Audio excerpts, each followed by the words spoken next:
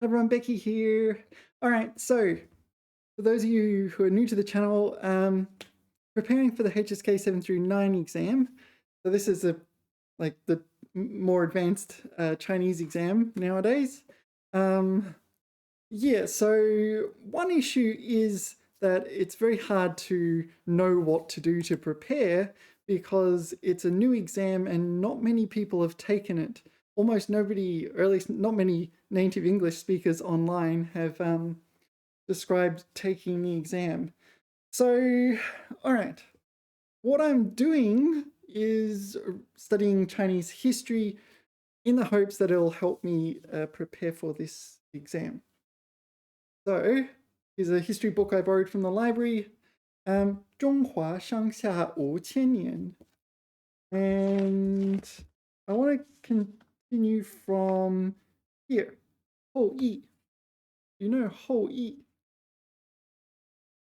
Hou Yi is a character from Chinese mythology who is known as a gifted hunter. Shen Jian. Shen Jian. What did I say before? Did I say... I forget. Did I say Shen Shou? Shen Shou is a mythical animal, like Qilin is a Shen Shou. Shen Jian. So, mythical bow. No, mythical arrow, in fact. Jian Shou. Bowman. Anyway, I just want to read aloud and yeah, maybe we'll make our way into the Xia dynasty sometime soon. Okay. 夏启当上国王以后. Oh, okay, we're already in the Xia dynasty. So Qi, unless you count Yu, there's Qi was the emperor, the first emperor of the Xia dynasty, and the Xia dynasty was the first dynasty. I don't know. I guess you will call it that, of China. So Qi, I believe it's just a coincidence that Qi means initiate and start, like in Qidong and Heiqi. I think it's just a coincidence, but I'm not sure. Maybe someone will know that. Yeah, is the first dynasty. So 夏启当上国王以后. So if you want to trick Chinese people, you can ask questions like, what was the first dynasty? 哪个朝代是第一个朝代? And sometimes they get it wrong because they think 就是秦始皇. They think Qin Shi Huang, so the Qin Chao might be the first dynasty. No, it's not. The Xia dynasty, Xia Xiangzhou, and then there's Qin after that.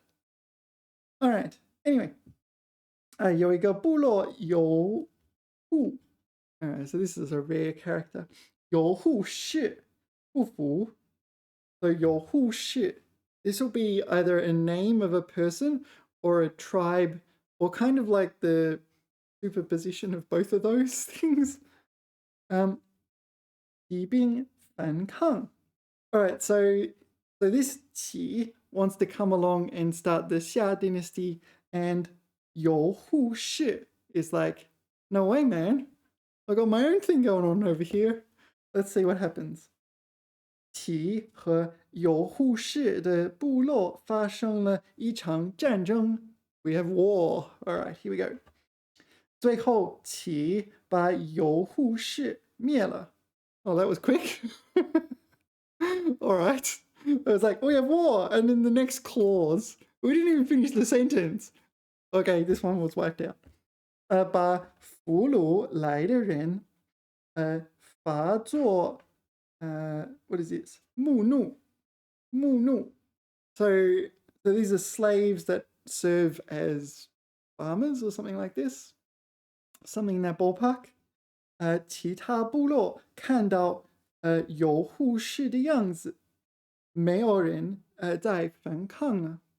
Yeah, so we're into this is where slavery happened. This is 4,000-ish years ago. All right, so I need to prop this up. And this is all like potentially entirely mythological. yeah, there's no real evidence that these people existed. So anyway, to my knowledge, but there is evidence like fossils and archaeological findings that there were people and things like this. But these stories are kind of based on records that were made thousands of years later, kind of thing. 夏齐死后，他的儿子太康即位。So Taikang was the second emperor of the Xia dynasty. No, I said it wrong, didn't I? The second king of the Xia dynasty. We don't have emperors yet. Emperor hasn't been invented yet. 太康是一个十分昏庸的君主。What is 昏庸? I don't know. 昏庸. 昏庸. I honestly don't know this word. 昏庸. Fatuous? Muddle-headed stupid. Yeah, alright. So, apparently we don't like Taikong. 他不管政事，专爱打猎. He likes hunting at the expense of the government. He's hunting while China burns or something like this.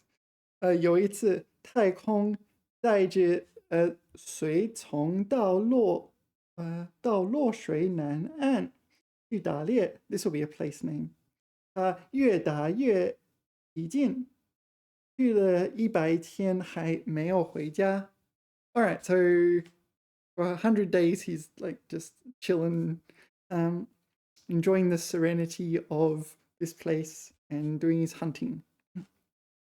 那时候黄河下游的彝族 so we have another clan here, okay? 有个部落首领名叫后羿。All right. Yeah, so that's just giving the opinion. 后羿, you probably know the story of 后羿 and 嫦娥. But let's see where we go. 野心勃勃，想夺取夏王的权利。Wait, really? I didn't know this. Like the stories I've heard generally depict him as a, I don't know, a good skilled hunter and everything, and in love with Chang'e, but not trying to usurp the throne. 他看到太空出去打猎，觉得是个机会，就亲自带兵守住洛水北岸。All right, so Taikang was on the Nan'an, right? So he's on the southern bank, and Hou Yi with his army is on the northern bank. Let's see what happens. 等到太空带着一大批猪，哦，一大批猪的野兽。Anyway, it's not important. It just means that he's got lots of pigs. 高兴才猎的回来的时候，走到洛水边对岸，全是后羿的军队，拦住他的归路。All right, so we have confrontation. 太康没法，只好在洛水南面过着流亡生活。What is 流亡？后羿还不敢自立为王，另立太康的兄弟仲康当夏王，把决权抓在自己手里。All right, so presumably, the Taikang had to live the remainder of his life on the bank of this river, and Hou was able to install Taikang as emperor. Sorry, no, Zhongkang as emperor. Zhongkang as not emperor, as king. We didn't have emperors yet. And somehow this gave Hui power. Alright, I did not know Hui's story was like this, so this is news to me. 后羿是个著名的弓箭手，他的射箭是白发白中的。So you shoot 100 arrows, you hit 100 targets, kind of thing. 有一个神话说，古时候天空只本来有10个太阳。I've heard this story. 地面上热的像烧焦似的，给庄稼带来严重的灾害。大家请后羿想法子。后羿，专攻搭箭。What is this character? 钻 Oh, it mean like grasp or something, right? What is this? 嗖嗖的几下，把天空里的9个太阳射了下来，只留下一个太阳。Yeah, so there were 9 suns in the sky. No, there were 10 suns in the sky. Hoi's like, people are asking, oh, it's too hot with 10 suns. So Hoi's like, pum, pum, pum, pum, pum, pum, pum. Okay, you now have 1 sun. Alright, 这样地面上气候适宜，不再闹干旱了。又说，古时候，大河里有许多怪兽，经常兴风作浪。兴风作浪 What do you reckon that means? I don't know. 兴风作浪 Like, almost like surging in waves or something, is it? 造成水灾 Oh, okay, no. So these animals, they get 兴奋 they give rise to wind and waves, and those waves cause disaster. 把禾苗淹没，人畜淹死。We're all drowning, right? The crops are drowning in the people. 也是后羿用箭把这些怪兽都射死了，人们的生活才恢复了正常。这些神话说明后羿的箭术很高明，是大家公认的。So Hoey is noted as an expert marksman or an expert archer. I suppose it wouldn't. All right, let's continue. Nian,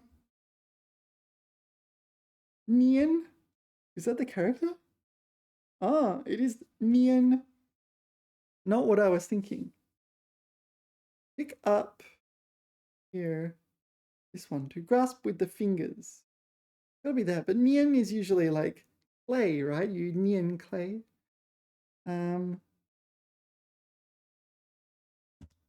粘出2枚硬币。Maybe it's just used in this particular saying. Let's so first of all, is it in the corpus? 粘 1 second. Here it is. 粘起花来. Why have I put that? 粘起花来. What do you reckon that looks like? So this is holding gently a flower, or picking up a flower gently in your fingers. 粘 So 粘弓 we want a 粘弓 粘弓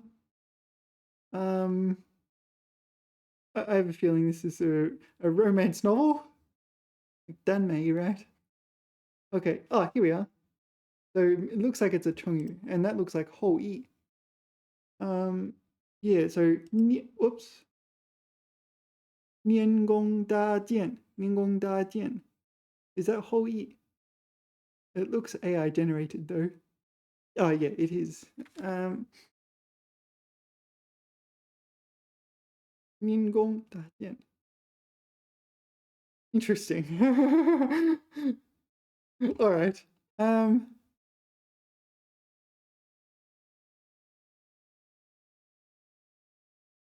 This here we are. 三国演义.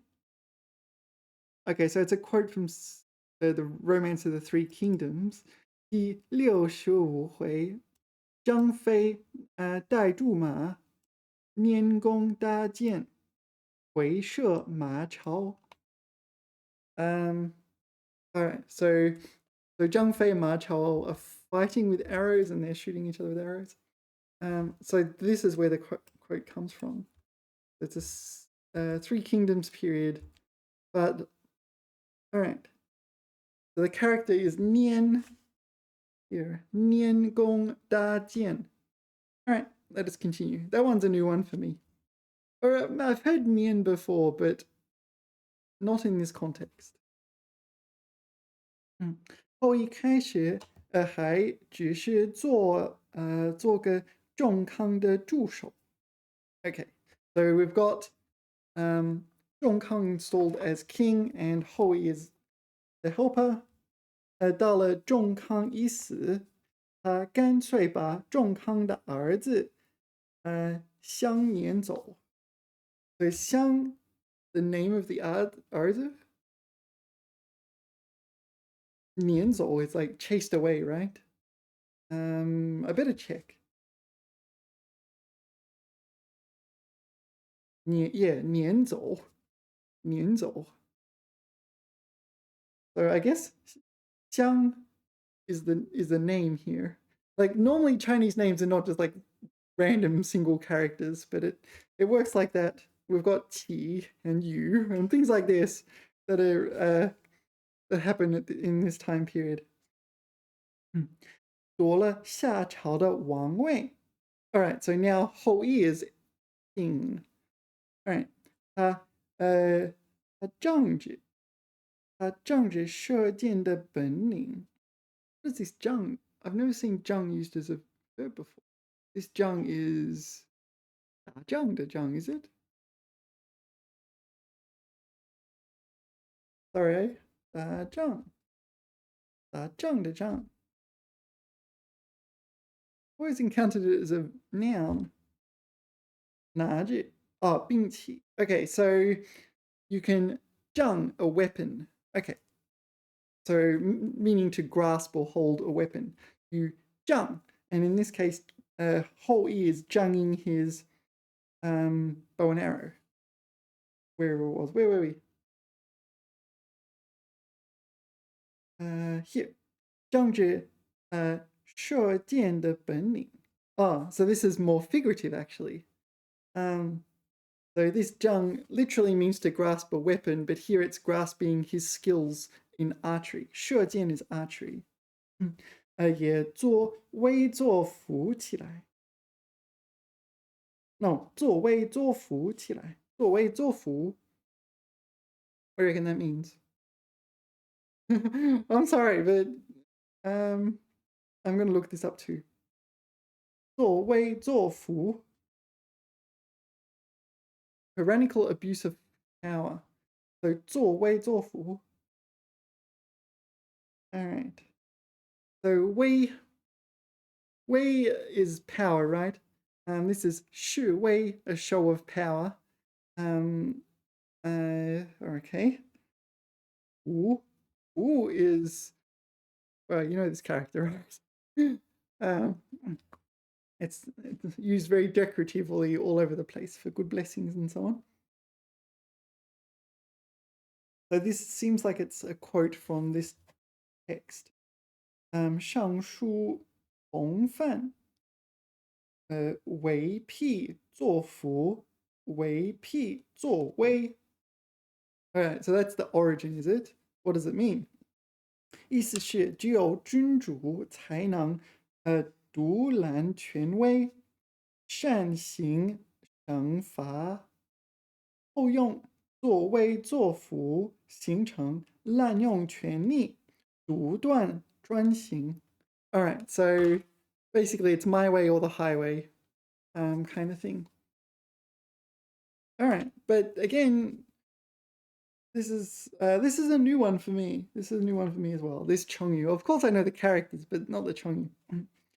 他和太康一样，四处打猎，把国家政事交给他的亲信韩。What's that character? 亲信韩什么？Um, yeah, I've never seen that character. Well, I don't recognize the character. It looks very unfamiliar. Maybe I have seen it before. I didn't draw it very well. Yeah. Draw. Strange. All right, so 他的交给他的亲信韩卓. Oh, is that just a name?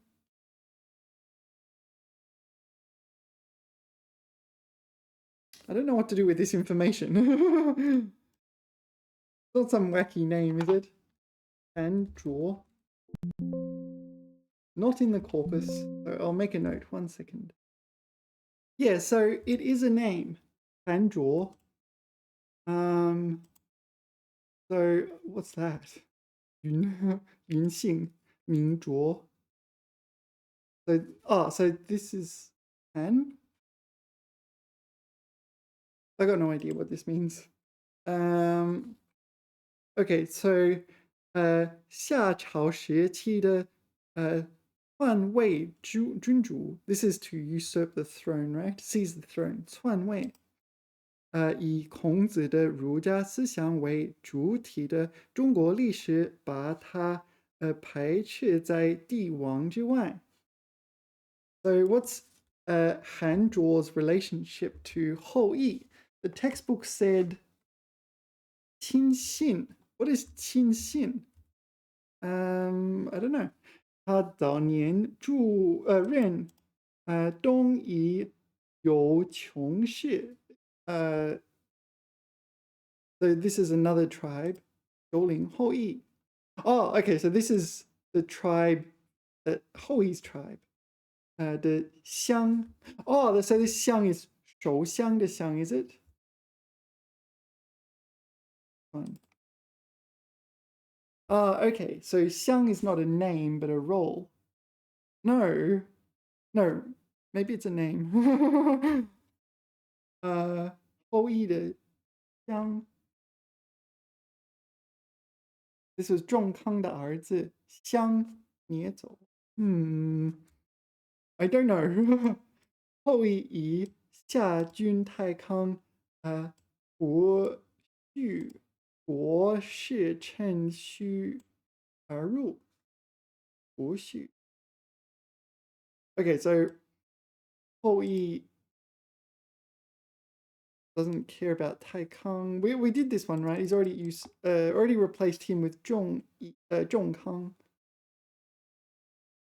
In 夏民一代夏政. So this is something in the ballpark of that the people of Xia deal with the governance of Xia, something in that ballpark. 夺代了夏朝政权，学称太康失国。Is this a 成语? So Taikang lost the country. Always in the last place you look, behind the couch cushions. Oh, where did I put that country?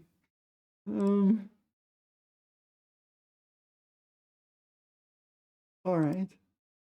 So this is some sort of saying. 夏朝初期因政权更迭引发的历史事件. All right. So the textbook didn't like Taikang, rather inattentive, more interested in hunting than governance. 后羿执政8年.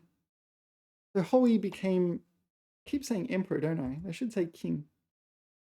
Or he became king or something, or at least became in power, perhaps using a puppet.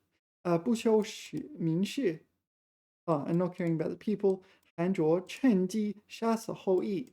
Spoiler alert! Okay, 夺取有穷氏大权. Okay, so this was Hoi's tribe, and Hanzhuo. Maybe this Juzhong refers to the ruling of this tribe rather than ruling of the Xia dynasty. All right. So he ruled for 8 years. Hanzhuo 消灭了偏安的 someplace. 偏安在征询. 偏安.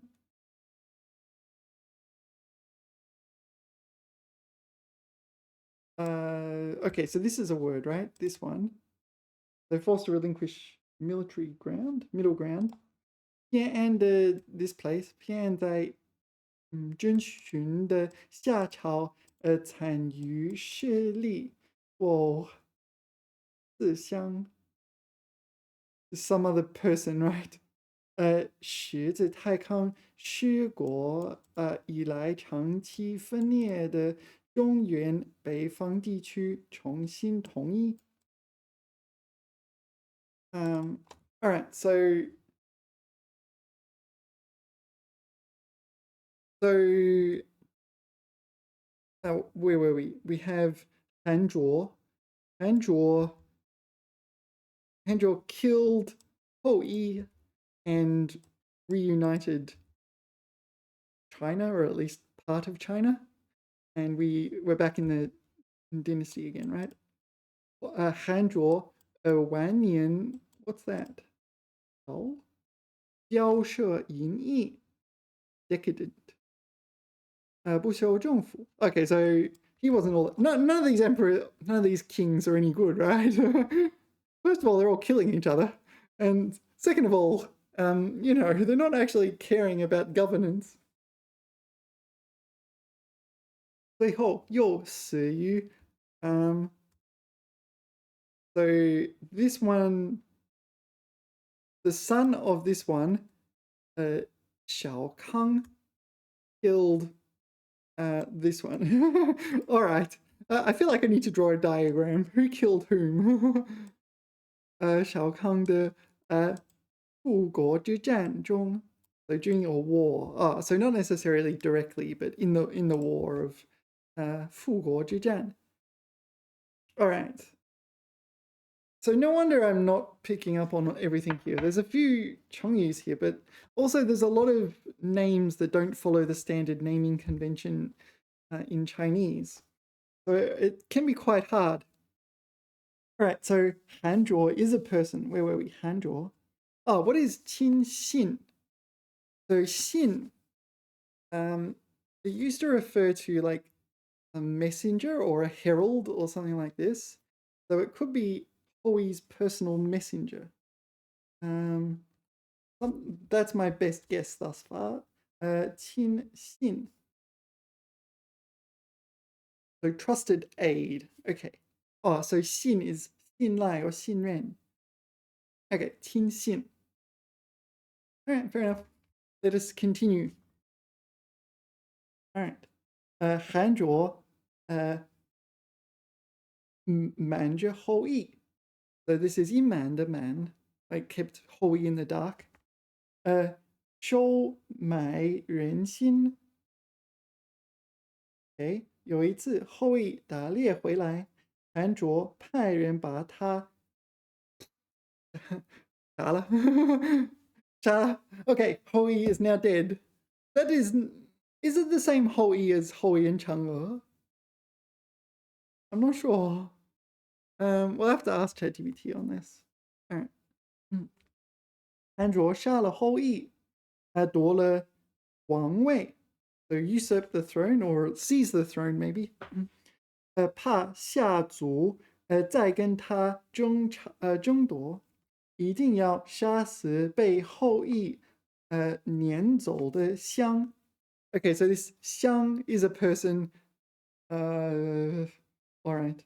This who got chased away by Hoi, and the Handraw is like, you know what? I'm not risking it.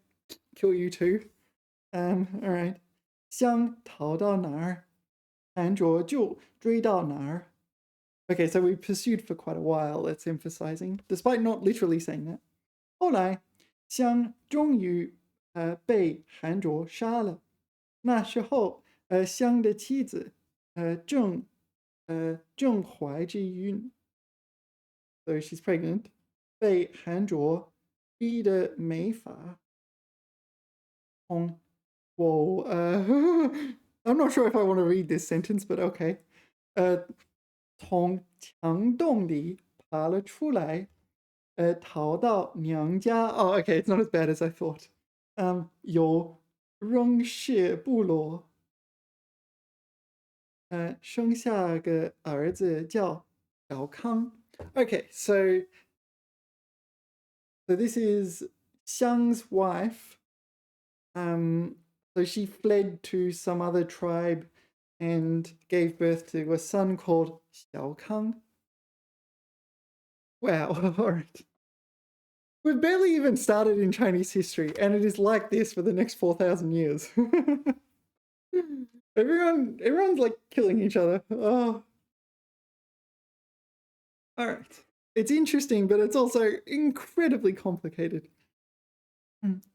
小康长大后给姥姥家看顺口，后来听到韩卓正在派人追捕他，又逃到顺的后裔有护士那儿。What? 哦，舜的后代，sorry，后代。Yeah, so Shun we talked about before with Yao Shun. So Shun was the benevolent ruler of a tribe. This is pre-Shah dynasty, and so presumably this is the tribe You Hu Shi. If I'm assuming I'm not pronouncing that incorrectly.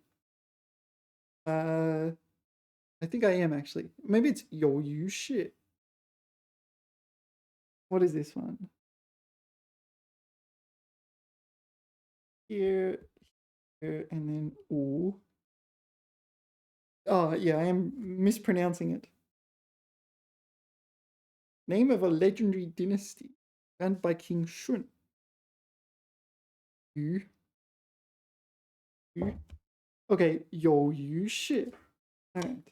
So Shao Kang has heard that the current king, is Han Zhuo. Han Zhuo wants to kill, or at least capture, Shao Kang, and Shao Kang has fled to Yu Shi. Alright, let's see what happens next. 小康从小在艰难的环境中长大，练了一身本领。他在友谊社那里，教授人马，开始有了自己的队伍。后来，又得到忠于夏朝的大臣部落帮助，反攻韩卓。终于把王位夺了回来。Right, so it didn't say we killed Andor, but maybe. But we did take the throne. So now Shao Kang is now the king. Yeah. Okay. 夏朝从太康到小康，太康到小康。中间经过大约100年的混战，100 years of war and stuff like this，才恢复过来。历史上称作小康中兴 or 中兴。I never know if this is fourth or first tone. So this would imply there's kind of like Shao Kang was a good king and rejuvenated the economy and whatever. Shao Kang 灭了韩卓。Alright, so goodbye. 可是，彝族和夏朝之间的斗争还没完。呃，彝族人有很多出名的射手，他们的弓箭很厉害。后来小康的儿子弟叔，wait, the Shu. I'm not sure. I don't know his character. So yeah. So we now have yet another king. Di Shu. So I'll just quickly put in Di Shu. A Zhu. All right. Di Zhu. Di Zhu 即位，发明了一种可以射箭。No. All right, one second. Is it not 写？ Yeah. Is it not 写？邂逅的邂，借箭的护身衣叫做甲。哦，so we now have armor。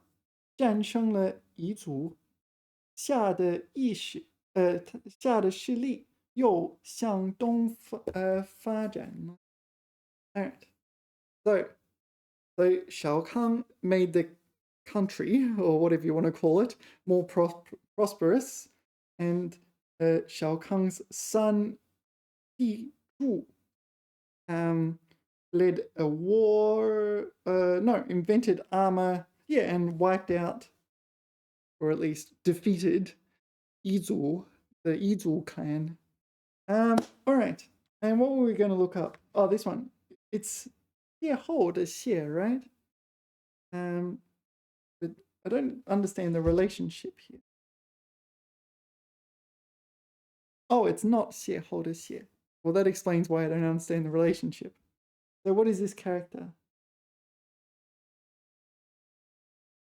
Alright, well, we'll just put it in and see what comes up. I feel like I know it, but I don't know I know it kind of thing. B. Oh. That's what happens when you learn too many characters. This is B Mian to B. But this is B Jian. What could B Jian mean? Avoid arrows?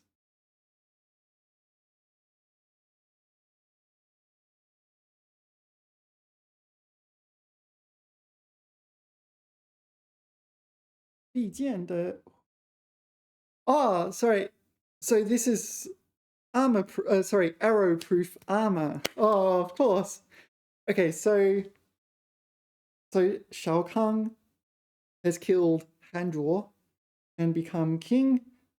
Made the country prosperous, and then Shao Kahn gets old, I guess. I don't know. It's not specific. The throne passes to his son Di Shu. Di Shu invents a arrow-proof armor and uses that to defeat the Elor tribe and starts spreading eastward, power eastward. All right. Okay. That was really convoluted and complicated, but I think we got there in the end. Yeah. So what should we do? Oh, we wanted to ask ChatGPT about Hou Yi, didn't we? Yeah. So I just asked ChatGPT: is Hou Yi in the story of Tai Kang, Zhong Kang, Shao Kang, etc. the same Hou Yi as in Chang'e? Oh, we have photos. Good question. Thanks. I like asking good questions. The answer is it depends. Ah, okay. Right. Yeah, this is what happens at this stage in Chinese history. Um, uh,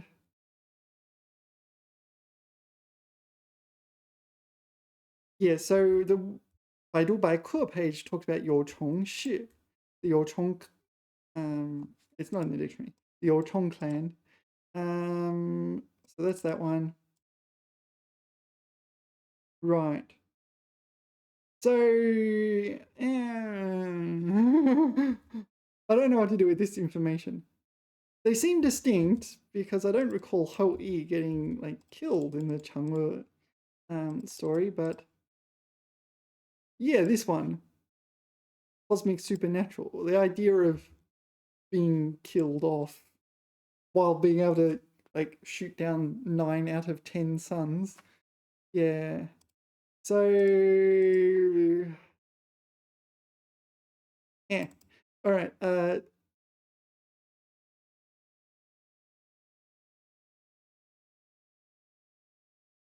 Yeah. What am I supposed to do with that information? All right. The other question is, so I don't like talking about politics, but I'm going to talk about politics. Is Xiao Kang related to Xiao Kang Hui policy? So in China, there's this Xiao Kang Hui, which is trying to emphasize a kind of like a basic universal standard of quality of life throughout China. It's in a sense reducing the extreme poverty and things like that. The answer is no. Okay, so Xiaokang is not related to this. I mean, in terms of naming or something. Yeah. Is this in the dictionary? Maybe. There you go. A society in which the material needs of most citizens are adequately met.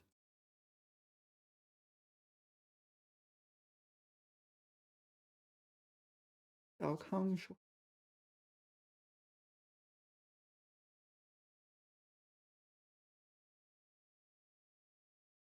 Um, but is it like a link in the name, right? Is there a link between the name? Like Xiaokang and Xiaokang Shehui. Why is it called Xiaokang Shehui if it's not named after Xiaokang?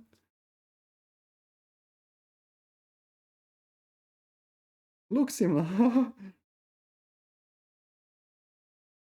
Well, they share the Xiao as well, right? Oh, am I making a mistake? Ah, that's why I am making a mistake. It's Xiaokang Shehui and Xiaokang. These are different characters.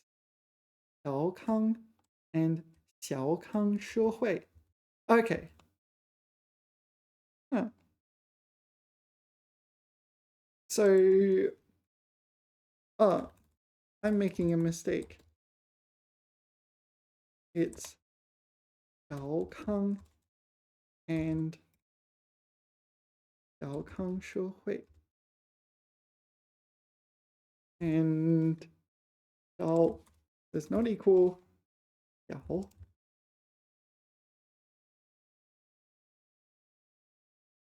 Yeah, whoops. All right, anyway, I'm noting that now. So why is it called this though? Is Kang just Jian Kang? All right. Healthy, peaceful, abundant. Yeah, and the Xiao indicates a minimal level. All right, no, I completely misunderstood that, didn't I? But that's why you study, right? As I like to say, if I knew everything, I wouldn't study it, right? I don't know. If I knew it all, I wouldn't be learning it, right? All right, 1 second. Right, so time to do a bit of listening practice. Let's learn about Hou Yi.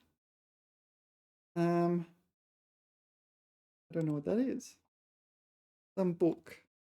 So often, a lot of the books, a lot of the sources for history here are written by Sima Qian. Read aloud. All right, see what we got.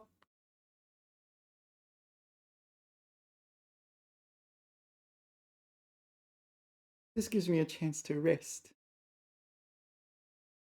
说话。后羿的名字在中国上古传说中几乎无人不知，但他并非只是射日英雄这么简单。关于他的故事，穿行在夏代初期的历史缝隙、民间神话的雾气之中，也映照出早期华夏社会对权力、自然与人的关系的思考。相传尧帝时期，天上突然出现10个太阳，炙烤大地，庄稼干枯，河流断裂，百姓难以生存。后羿受命直弓仰射，一口气射落9个，只留1个维持昼夜。这个故事最广为人知，但在某些典籍中，后羿并非天界神级，而是有穷氏部落的首领，擅长用弓箭狩猎，也善于治军。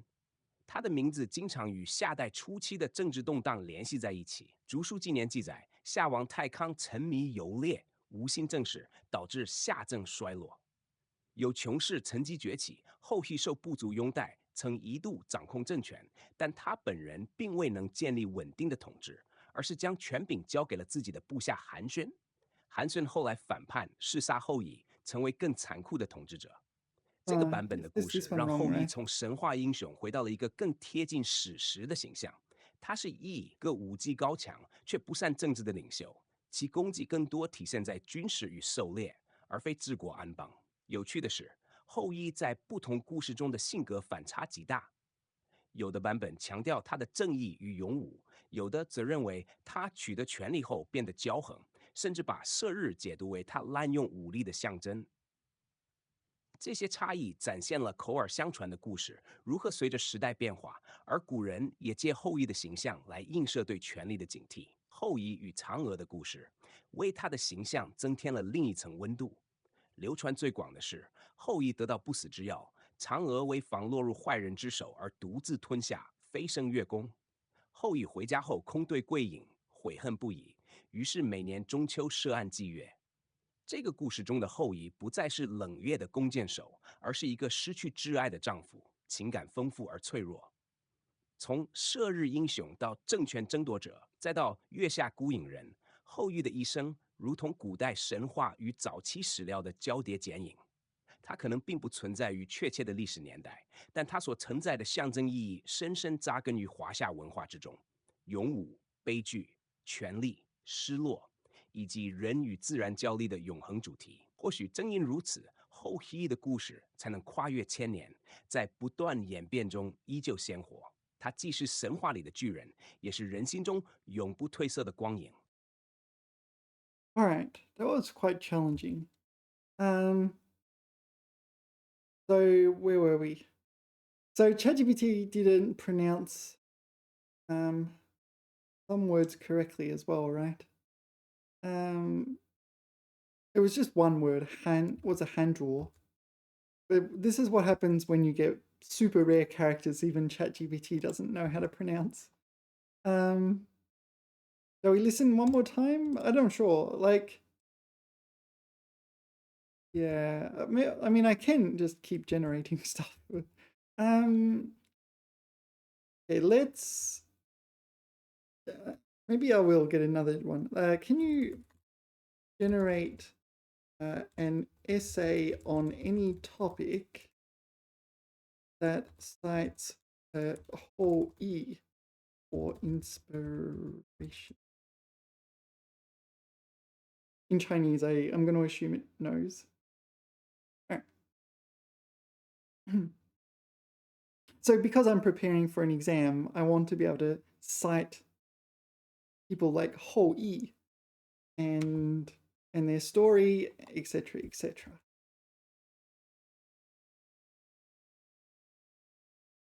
在面对艰难的抉择时 ，difficult decision，人们常常感到迷惘。All right, so 在面对艰 ChatGPT's 难抉择 writing 时， level 人们常常感到迷惘，究竟该坚持既定的道路，还是勇敢尝试新的方向？关于这一点，后羿的故事给了我一个耐人寻味的启示。后羿以射落9日闻名，但若换个角度看，他真正令人敬佩的并不是那一弓的力量，而是他在混乱局势中毫不犹豫地挺身而出。这种面对危机主动承担责任的精神，超越了神话本身，成为后来无数人借以自立的源泉。在现代社会中，我们不需要与灼烤大地的烈日搏斗，却会遇到形形色色的压力，工作的瓶颈、人际的摩擦、长久目标与现实生活的碰撞。每当此时，后羿的形象仿佛提醒人们，真正的关键不在于是否能一击成功，而在于是否愿意站出来，瞄准自己的困境，拉 Wow. 开那第一道弓弦。许多人害怕改变，因为改变意味着未知，未知意味着风险。但如果后羿因为害怕失败而不愿射出第一箭，那么所有的传说也就无从谈起了。主动作为未必能马上迎来光明，却能避免被困境牵着走的无力感。在生活中，我们常常需要的就是这样一种先迈出一步的勇气。后羿的经历也提醒我们，行动并非总会带来圆满的结果。他夺取权力却未能稳固，最终被韩信所害。这是另一个更现实的侧面。承担责任并不意味着一路顺风，失败、偏差、遗憾，这些同样是生命的一部分。然而，即便如此，人们依旧记住他色落九日的壮举，而不是他晚年的挫折，因为它代表的是一种愿意在关键时刻站出来的力量。在日常生活中，我们未必需要壮烈的举动，或许只是给自己设定一个早起目标，坚持写下一页文字，或终于去开始学一项迟迟不敢尝试的技能。每一个拉弓的瞬间，都可能成为人生新的转折点。后羿的故事告诉我们，决定人生方向的往往不是环境的混乱，而是那一次你愿意冒险、愿意承担、愿意发射出去的箭。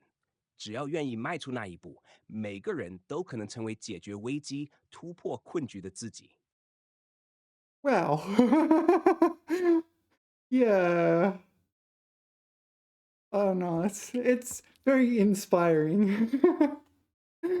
um, all right, so there were some good phrases, right? This one in particular, I probably should remember.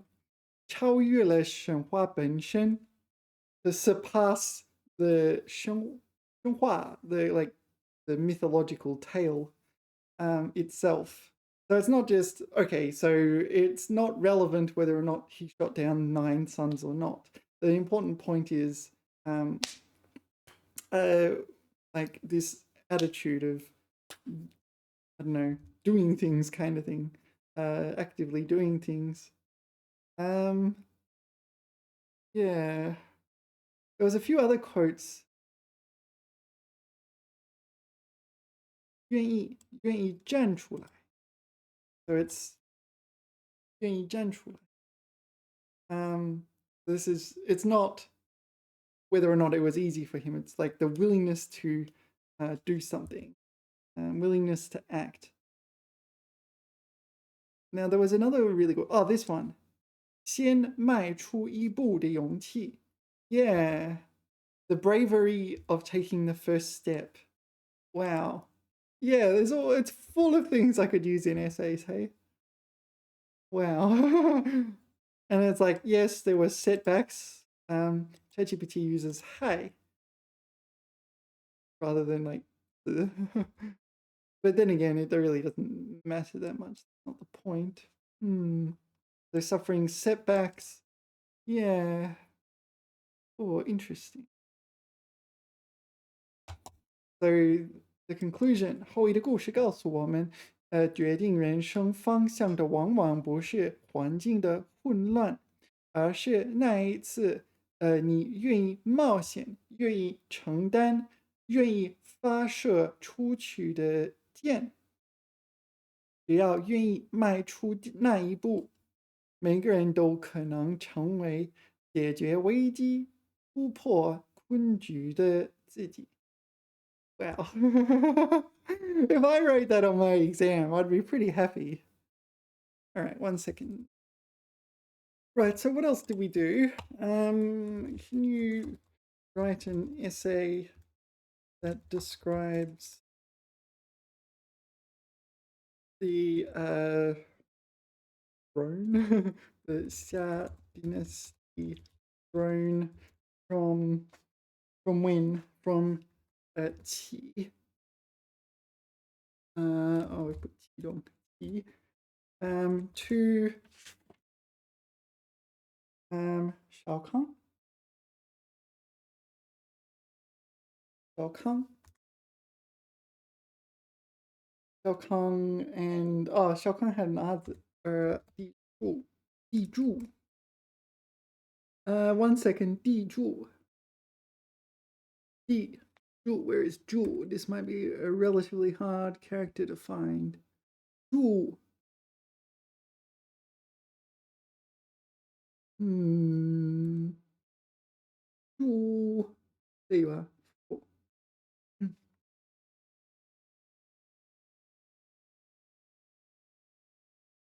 All right.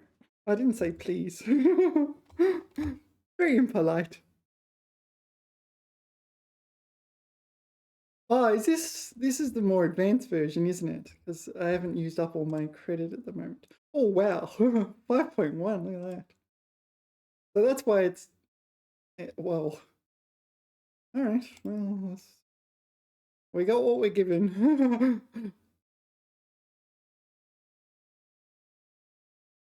Let's see how we go. I also need to think about Hui and Chang'e as well.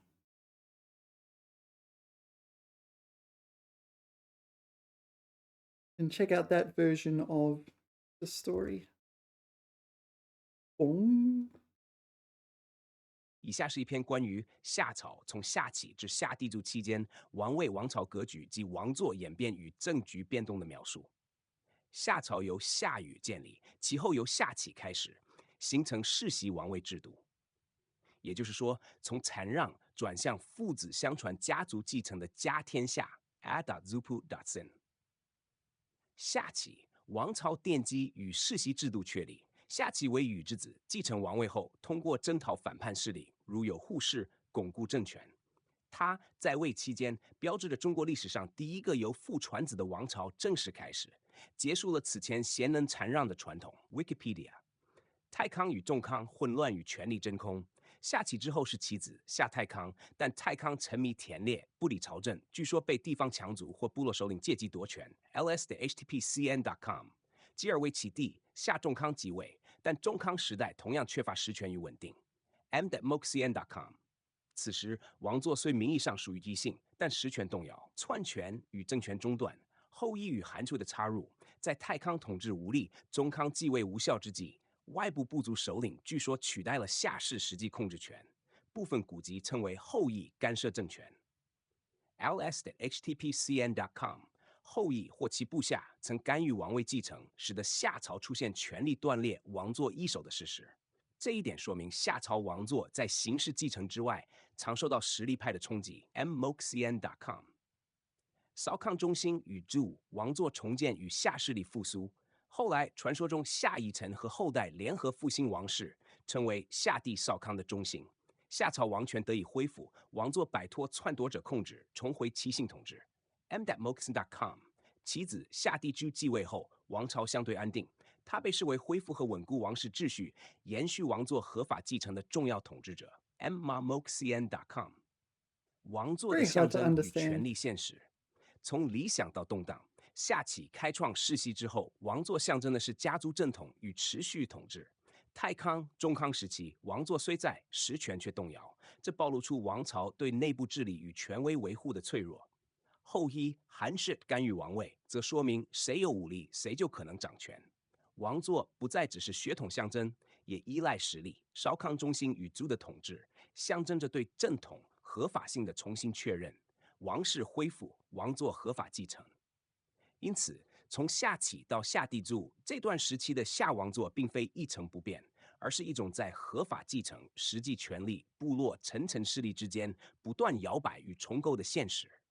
王座既是血脉与传统，也是实力和合法统治的综合体现。对夏朝王座的反思，现代学界普遍认为，商朝出现之前，夏朝的具体历史性仍有争议，考古与文献之间存在距离。Encyclopedia Britannica。因此，这段所谓王座演变的历史带有浓厚的传奇与传说色彩。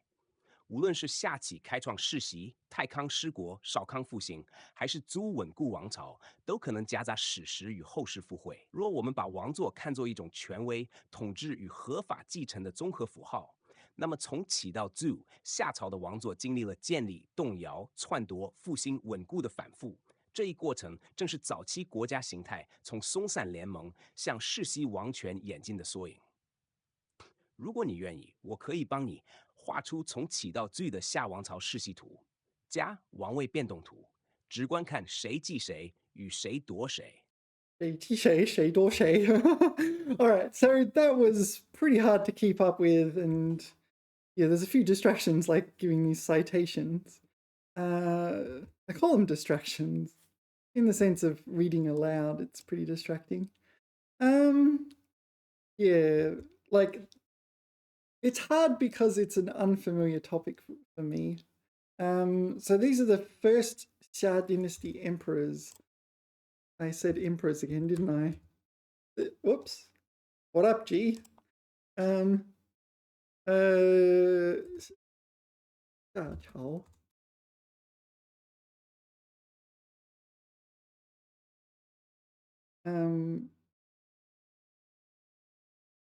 Chinese. This is another version of Chinese. All right, so here it is. Where is this? Hebei, is it? Or Henan? I don't know. Does it say put Jin? What if I put Jin? Jin 今天的金金属于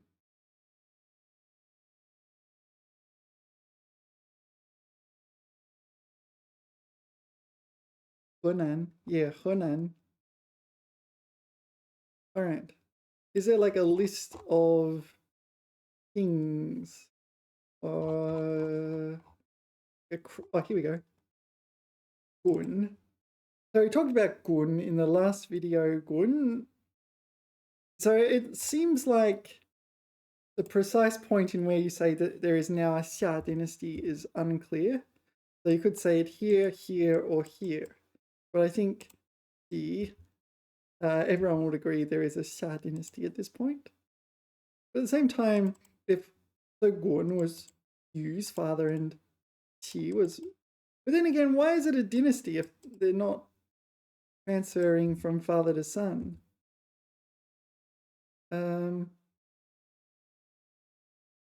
Honestly, I don't know. Let's ask ChatGPT and get ChatGPT to answer in Chinese. So, okay, so questions. Who was the first emperor of Xia? No, I did it again, didn't I? King of Xia, and so there were three possibilities. Gun, Yu, as in Da Yu, and Yi. And what was the other one? And why is it considered a dynasty? Consider yourself a dynasty. Why is it considered? Why is it considered a dynasty? Given that the throne didn't necessarily go from father to son, or at least remain in the same family. Can you answer this in the form of a Chinese essay? I can play aloud for listening, please. So this might work because I have something I actually want to learn. I don't know the answer to.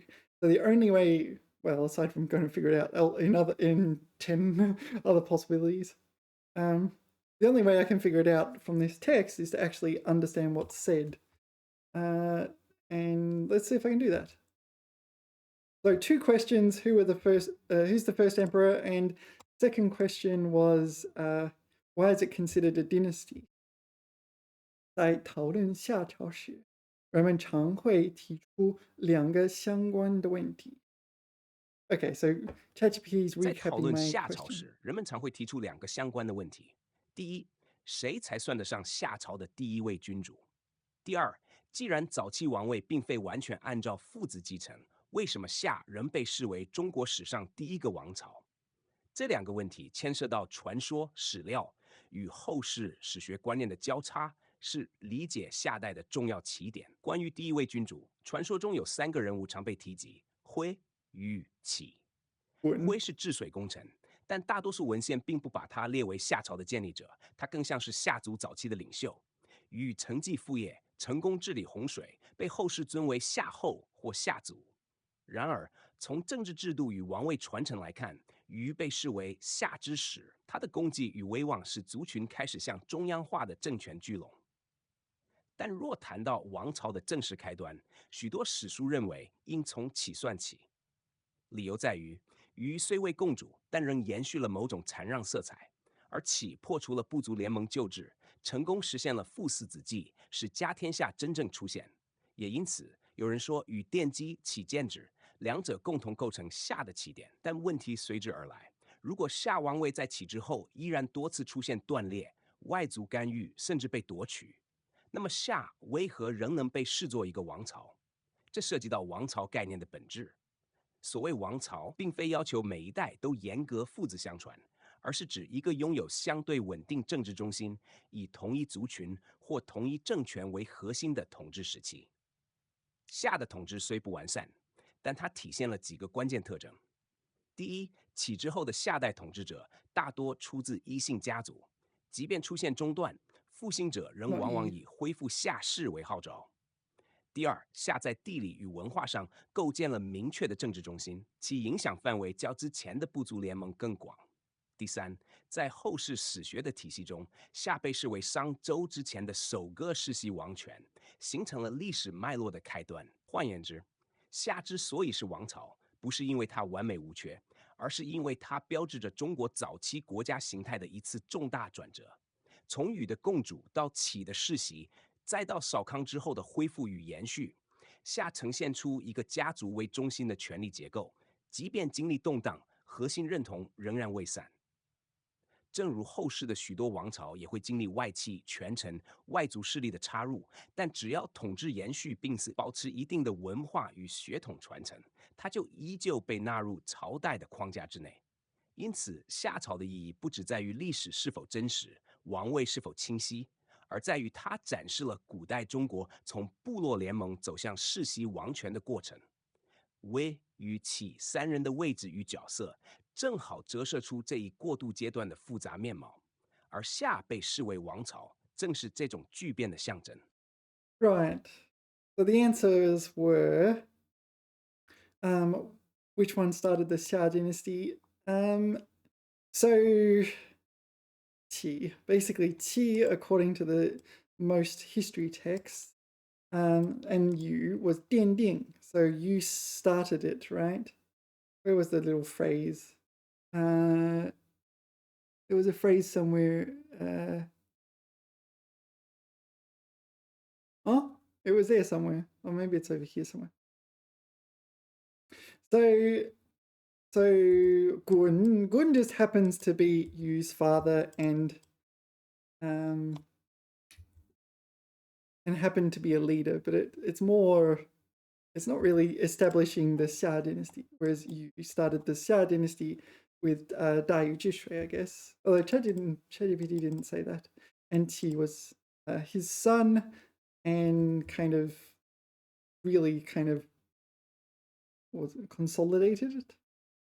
All right. So that's that. Oh yeah, Jishui.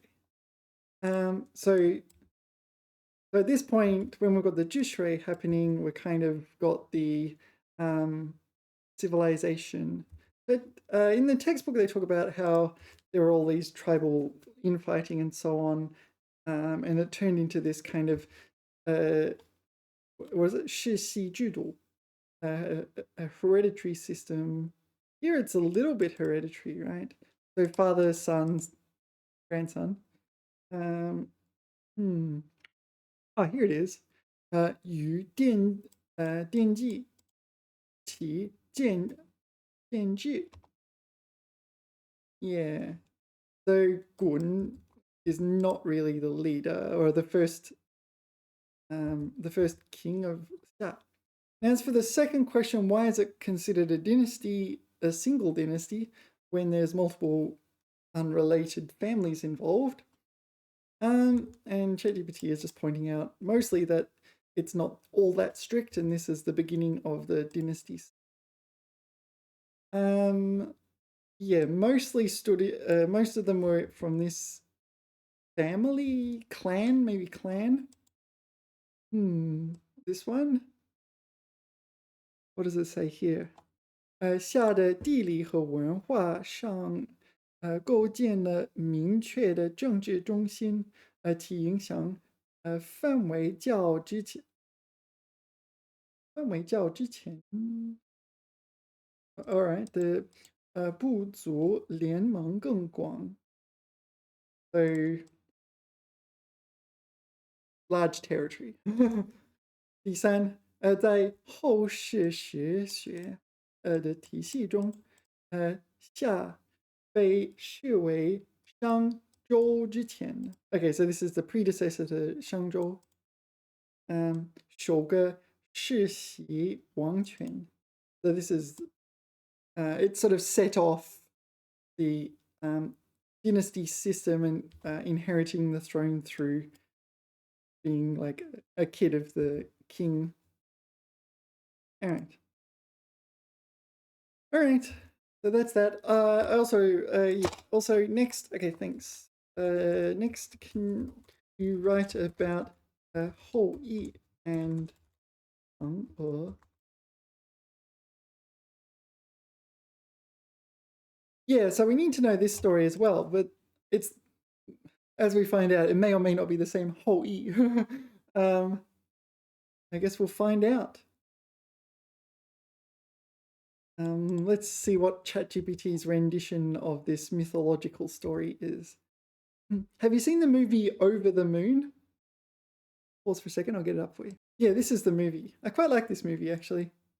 The little girl, I forget her name, and her brother go to the moon and visit Chang'e over the moon.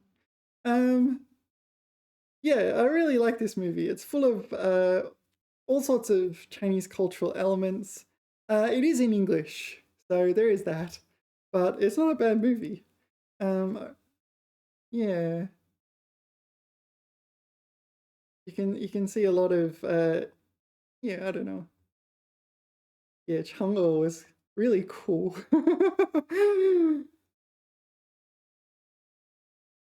Yeah.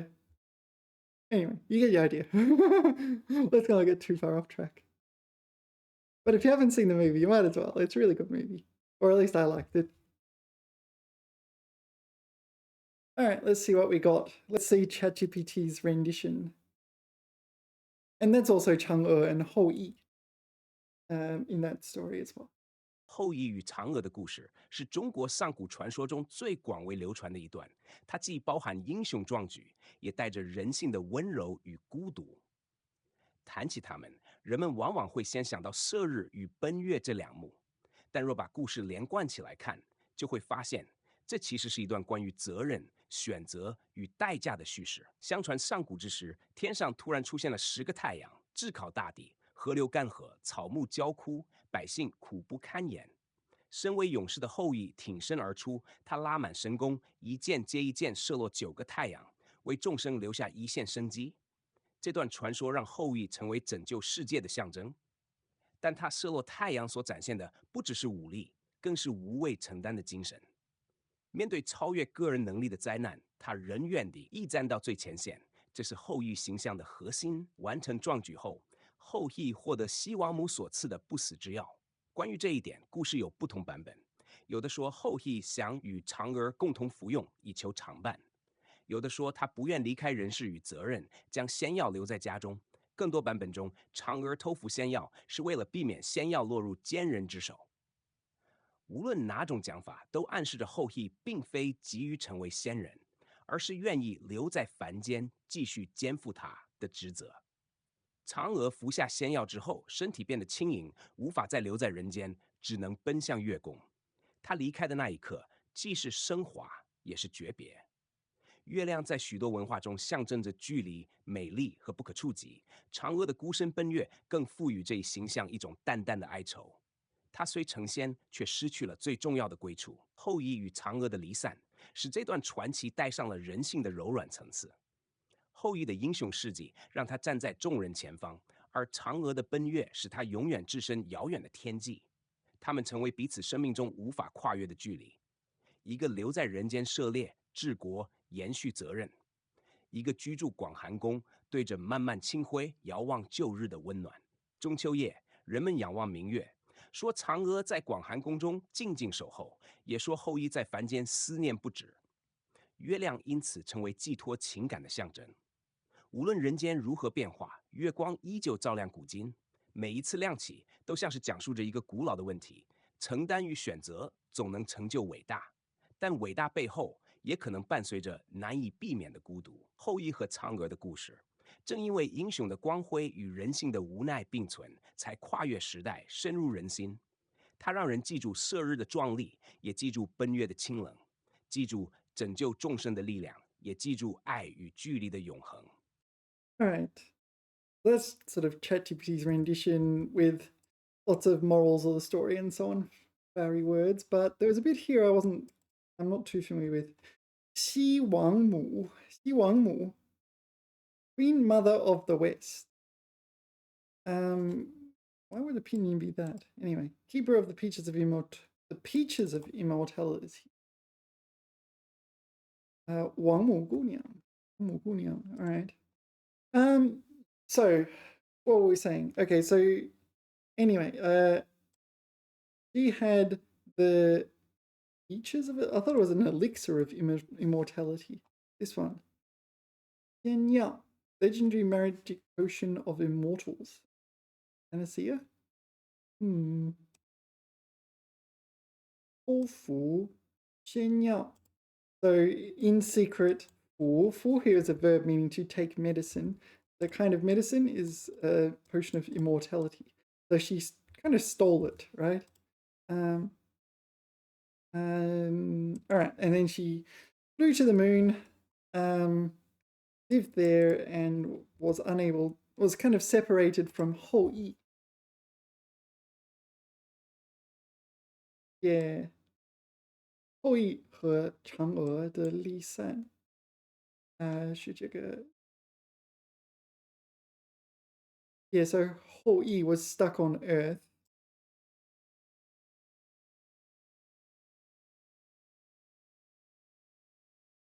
All right.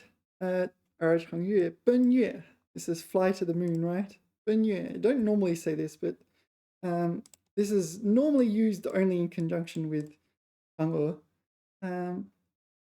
是永远置身遥远的天际. So she lives forever, but she lives forever on the moon, which is a bit of a downside. Like a monkey paw thing. Yeah.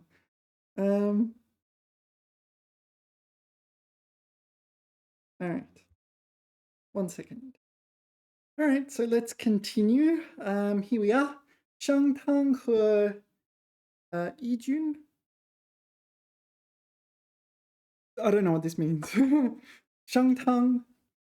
So presumably Shang dynasty, and the king's name is Tang, and Yijun is probably a person as well. So probably just two different people.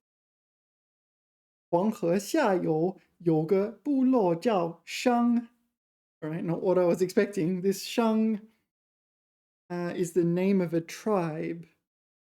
Oh yeah, we're not up to the Shang dynasty yet, are we? All right. 传说商的祖先妾在尧舜时期. What do you reckon this 妾 is? 妾在. So Shang's ancestors was 妾在, like existing, or I don't know.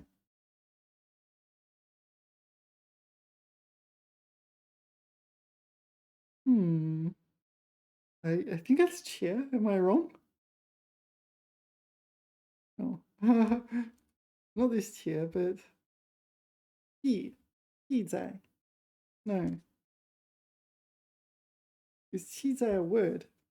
婢.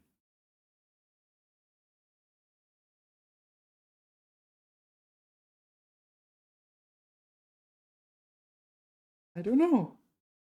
What do you reckon the usage here? It's 气在尧舜时期.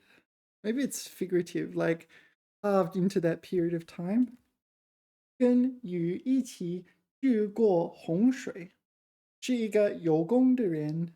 后来商部落，因为畜畜牧畜牧业发展得快，到了夏朝末年，汤做了首领的时候，已经成为一个强大的部落了。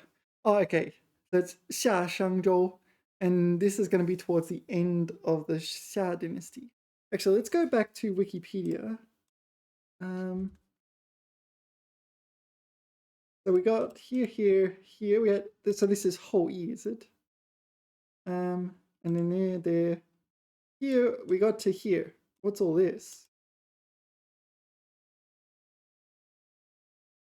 Is this like all the different? No, this. I'm so confused.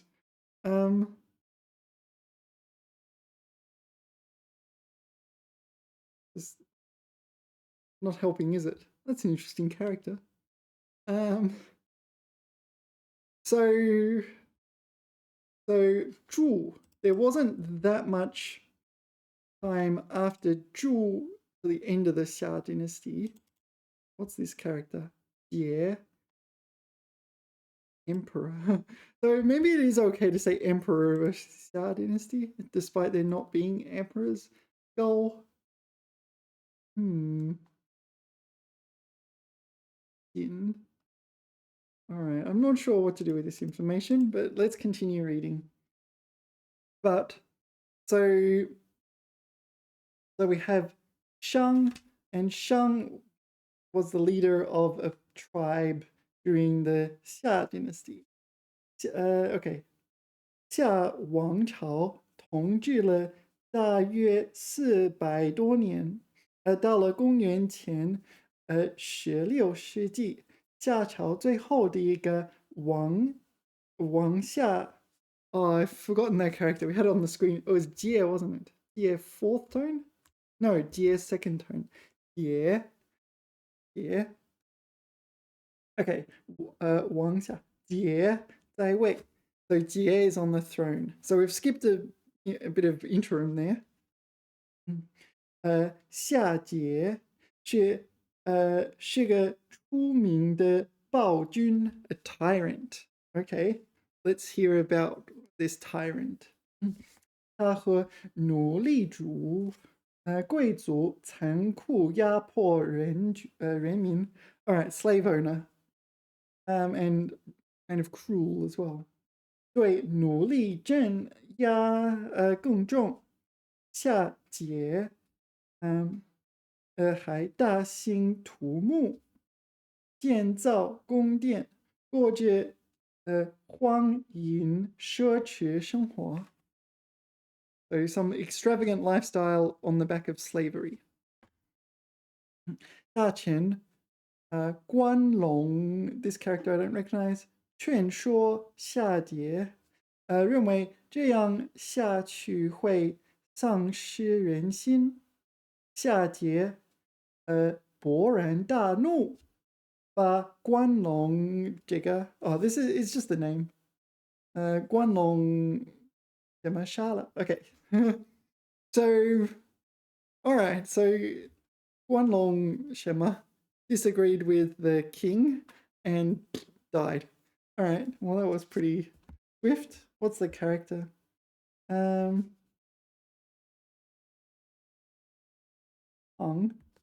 Guanlong Pang. All right.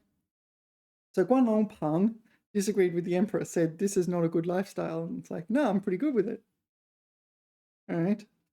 百姓恨透了夏桀. So everyone hated the king. 诅咒说，这个太阳什么时候才会灭亡？我们宁愿跟你同归于尽。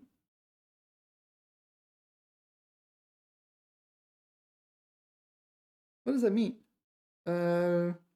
龙归于尽 we'd rather be burnt alive than live in this society or something like that. So okay, they did not like what was the name again? 夏桀。商汤看到夏桀十分腐败，决心消灭夏朝，wipe them out, all of them。他表面上对桀服从，暗地里不断扩大自己的势力。So presumably, 商汤 would have been some kind of as involves some kind of, I don't know, minister or something in that ballpark. I'm guessing, gathering power for himself while like on the surface following orders, but inwardly gathering power in secret.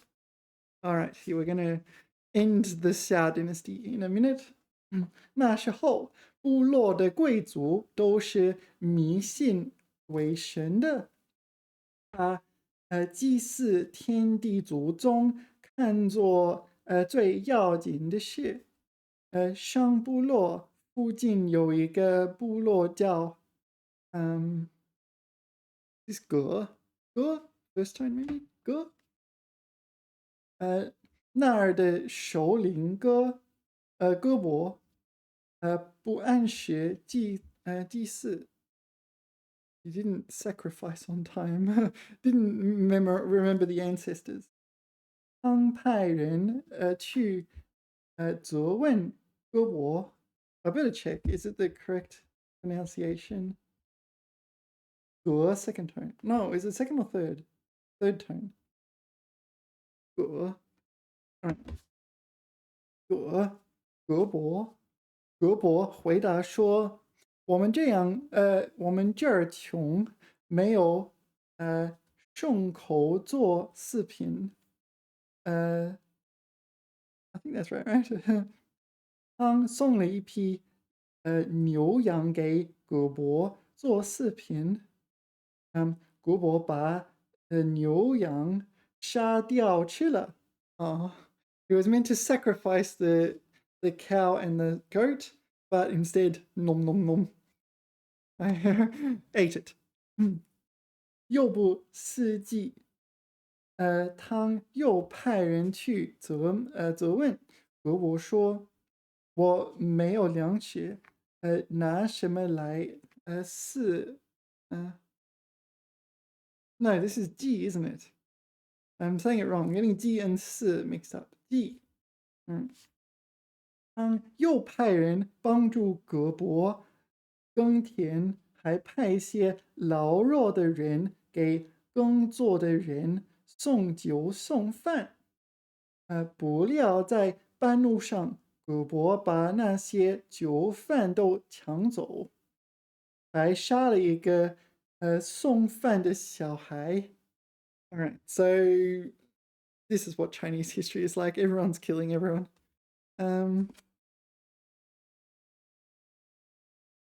葛伯这样做，激起了大家的what is this？ 什么？激起了大家的什么 ？All right, so we've been. I feel like this is more of a fable than like that, wasn't it? 公愤 feels more like a fable. Because just the neatness of it. I gave you this chance, and I gave you this chance, and I gave you this chance, and now I've got to do something. Popular anger. It's 愤怒的愤. 愤怒的愤. All right. Seeing it outside of 愤怒 caught me by surprise. All right. 激起了大家的公愤。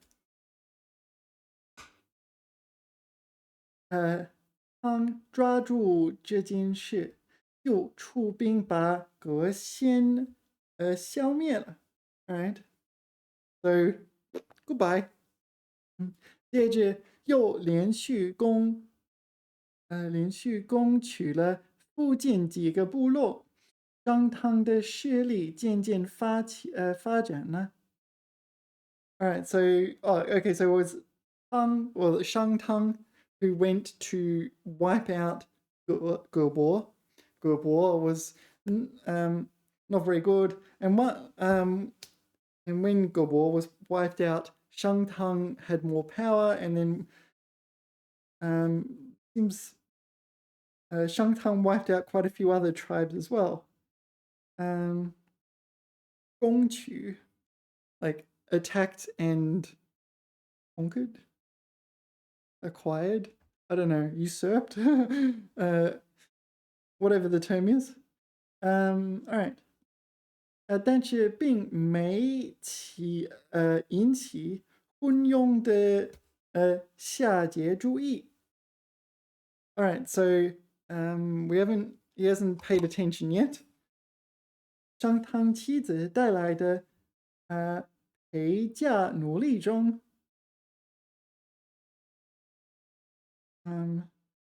so his wife's accompanying slave, possibly multiple, 有一个名叫okay, Yin Jun. All right, here we go. We get the slave uprising or something going on soon.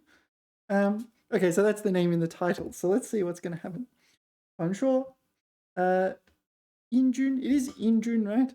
开始到商汤家的时候，做了厨师，福代商汤。后来商汤渐渐发现no, it's 伊军，伊是伊拉克的伊，军。I better look it up. E and then Jun. No, just this. Ah. Okay, Yin. All right, I've got it wrong the whole time anyway. Ian. It's not in the dictionary, but Ian. All right, so there's another character, Jun, which looks similar. I get them mixed up. All right.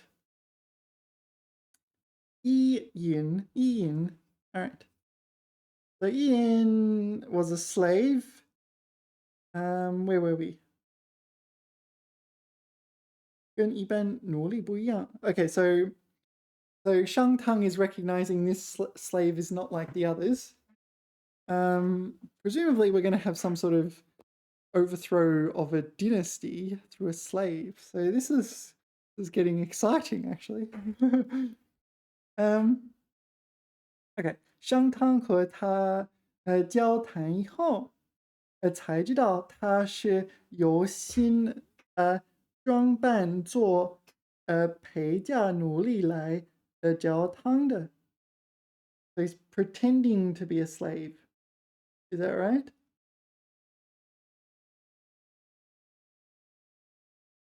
Okay, so 伊尹向汤谈了许多治国的道理，汤马上把伊尹提拔做他的助手。Right. So Ian made a risk, right? Took a risk pretending to be a slave to get an audience with Tang, and turned out it worked. Gamble played off. Well, it's Game of Thrones sort of stuff there, isn't it? All right. Yeah, if that failed, yeah. Enjoy your slave life. 商汤和伊尹商量讨伐夏桀的事。讨伐 kind of like defeat or conquer, I don't know, attack and beat, that sort of thing. You get this 讨伐 conquest? I don't know. You get it in Genshin Impact. That's the first time I encountered this word 讨伐, and you 讨伐 some mobs, some monsters.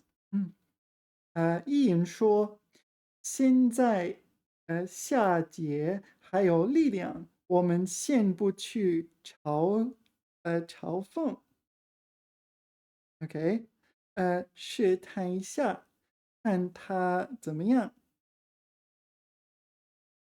So we're going to push the boundary here. We're going to try not to do this one. 嘲讽. We're not like giving tribute to the emperor or the king. And if the king doesn't do anything, well, all right. So we've got another step forward in our cunning plan.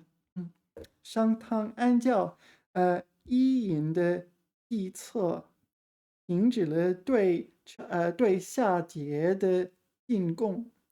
夏桀果然大怒，哦，he's not happy.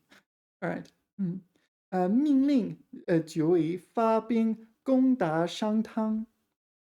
一眼一看，彝族还服从夏桀的指挥，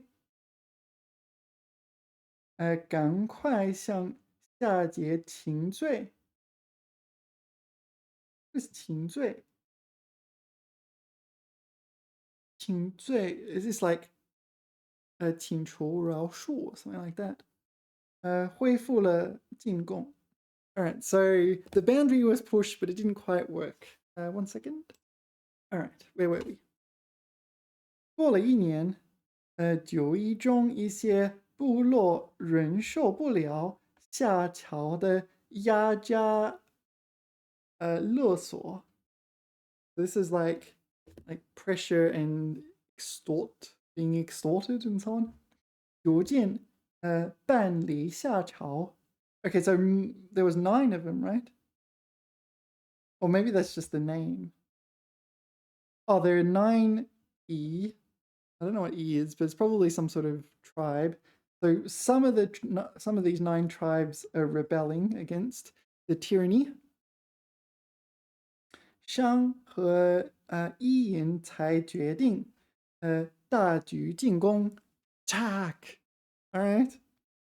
自从夏启以来，同姓相 同姓相传，已经400多年。So back with 相 way back when, 400 years. 要把夏王朝推翻，也不是一件简单的事情。I'm guessing 简单的事。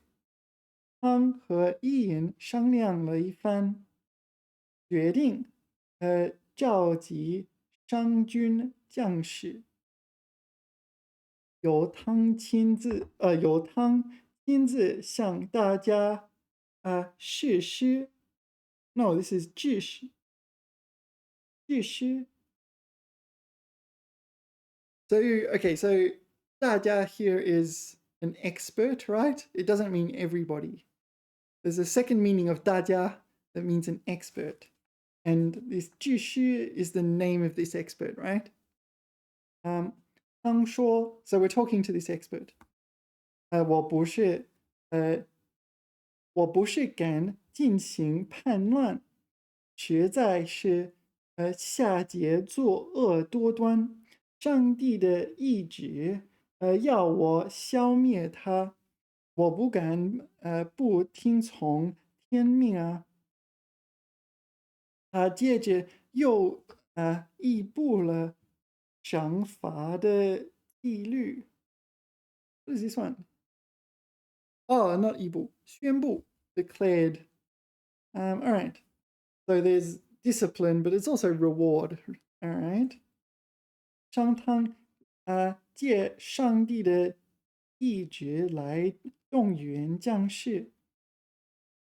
在家乡，将士恨不得夏桀早早灭亡，因此作战非常勇敢。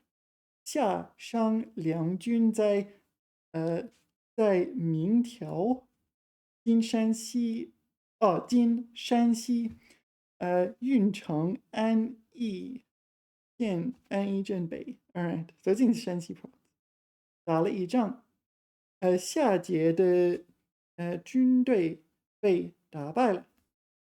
Right. So in Shanxi province, we are overthrowing the king. We are attacking. 最后夏桀逃到南朝。So 南朝 is 今安徽巢县西南 all right, so the king fled to what is now Anhui province. 汤追到那里，把桀流放在南朝，一直到他死去。So Tang pursued Jie and eventually, goodbye. He got killed as well. All right, 这样夏朝就被新建立的商朝代替了。All right, so Tang is Tang the first emperor of the Shang dynasty. 历史上把商汤代夏称为商汤革命。Okay, so the Shangtang Revolution， 因为古代统治阶级把改朝换代说成是天命的变革，所以称为革命。这和现在所说的革命完全是两回事啊。All right, so it's so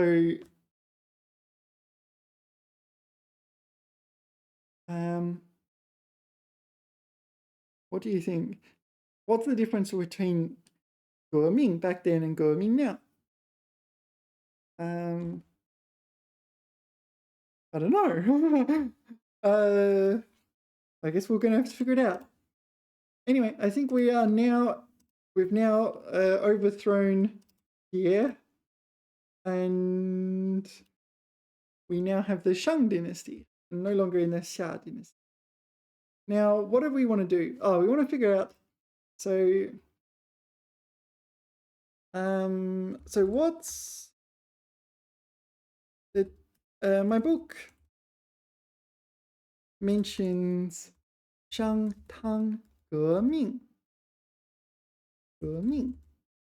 and says 革命 meant something different back then.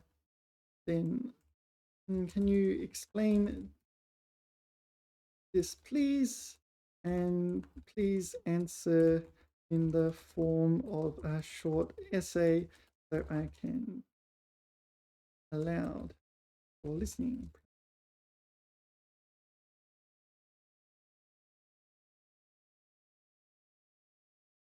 All right. 在今天的语境里，革命常常让人想到推翻旧制度。Yeah, why is it not the same? That's not as short as I was expecting, but all right. See how it goes.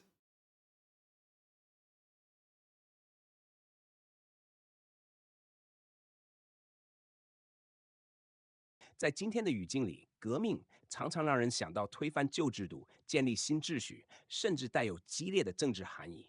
然而，在桑古汉语中，革命并不具备这样的现代意味。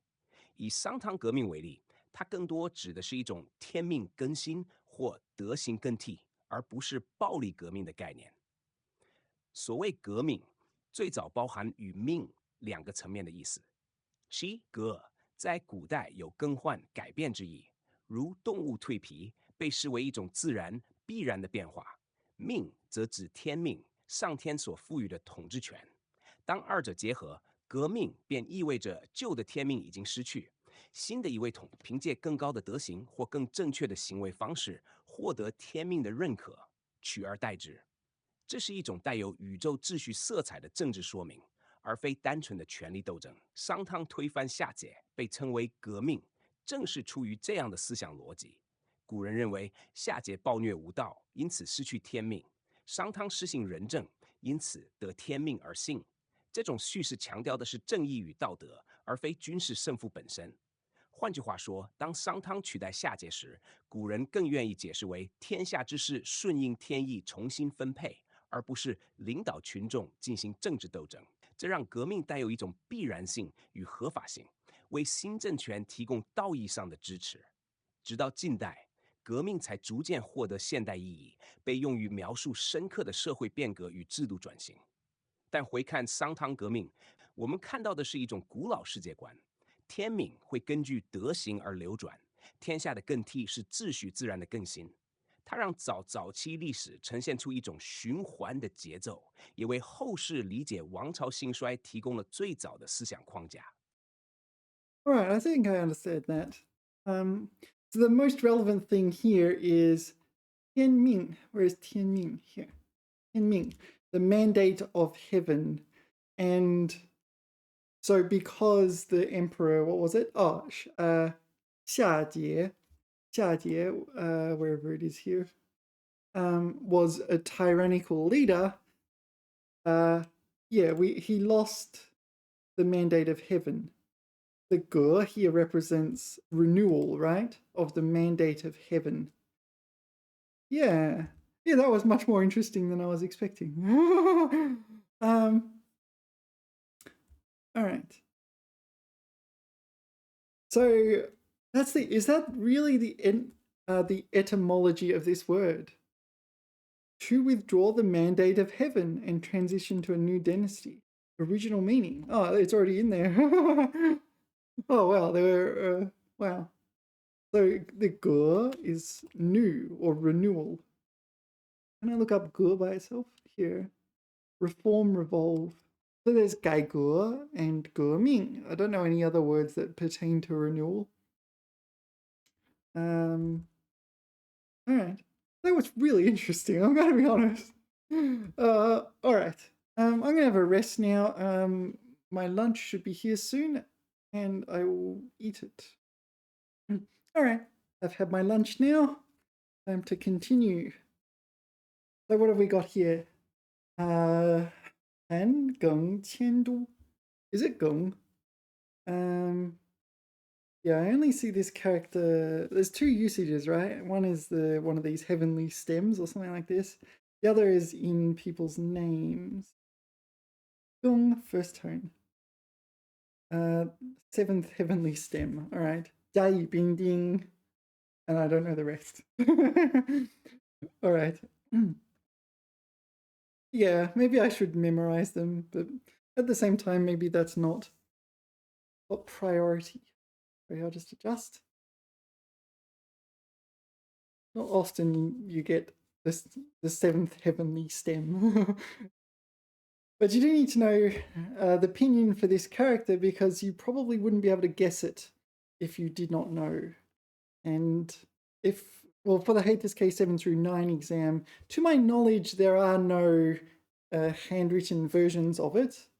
Would I take a handwritten version? I'm not sure. I took handwritten versions of the HSK 6, but HSK 7 through 9 is pretty advanced. Maybe I should just suck it up and take the digital version anyway. Anyway, so the point I want to make is that a character like this, you need to know the pinyin because you need to input it. You might need to input it. And there's a few characters like that are not obvious to guess. Yeah, a lot of them you can just guess from the phonetic components, but some of them, no, not so easy. All right, so Pangeng Qiandu. Qiandu will be to move the capital. So, all right, we're now in the Shang dynasty. We have our first Shang emperor, Shang king. All right, let us begin. 商汤建立商朝的时候，最早的国都是在亳 ，OK， 今河南商丘。All right, 亳。All right, the capital is wherever 河南。在以后300年当中，都城一共搬迁了5次。So previously it had moved 5 times. So there was a lot of capital moving in Chinese history. 这是因为王族内都经常争夺王位。Well, yeah. Yeah, it didn't stop in the Shang dynasty. It kept going. This is why you have West Han dynasty and East Han dynasties. Things like this. Capital moved. 发生内乱，再加上黄河下游常常闹水灾，yeah, so flooding as well with the Yellow River。有一次发大水，把都城全淹了。哦，all right, well, all right，就不得不搬家。So 全淹了，the entire capital was submerged. Where was the capital at the time? I don't know. One of the 5 former capitals. 从商汤开始，传了20个王。So there were 20 kings of the Shang dynasty, of which Shang Tang was the first. 王位传到韩庚手里。So this is some intermediate king. 盘庚是个能干的君主。So this is 君主。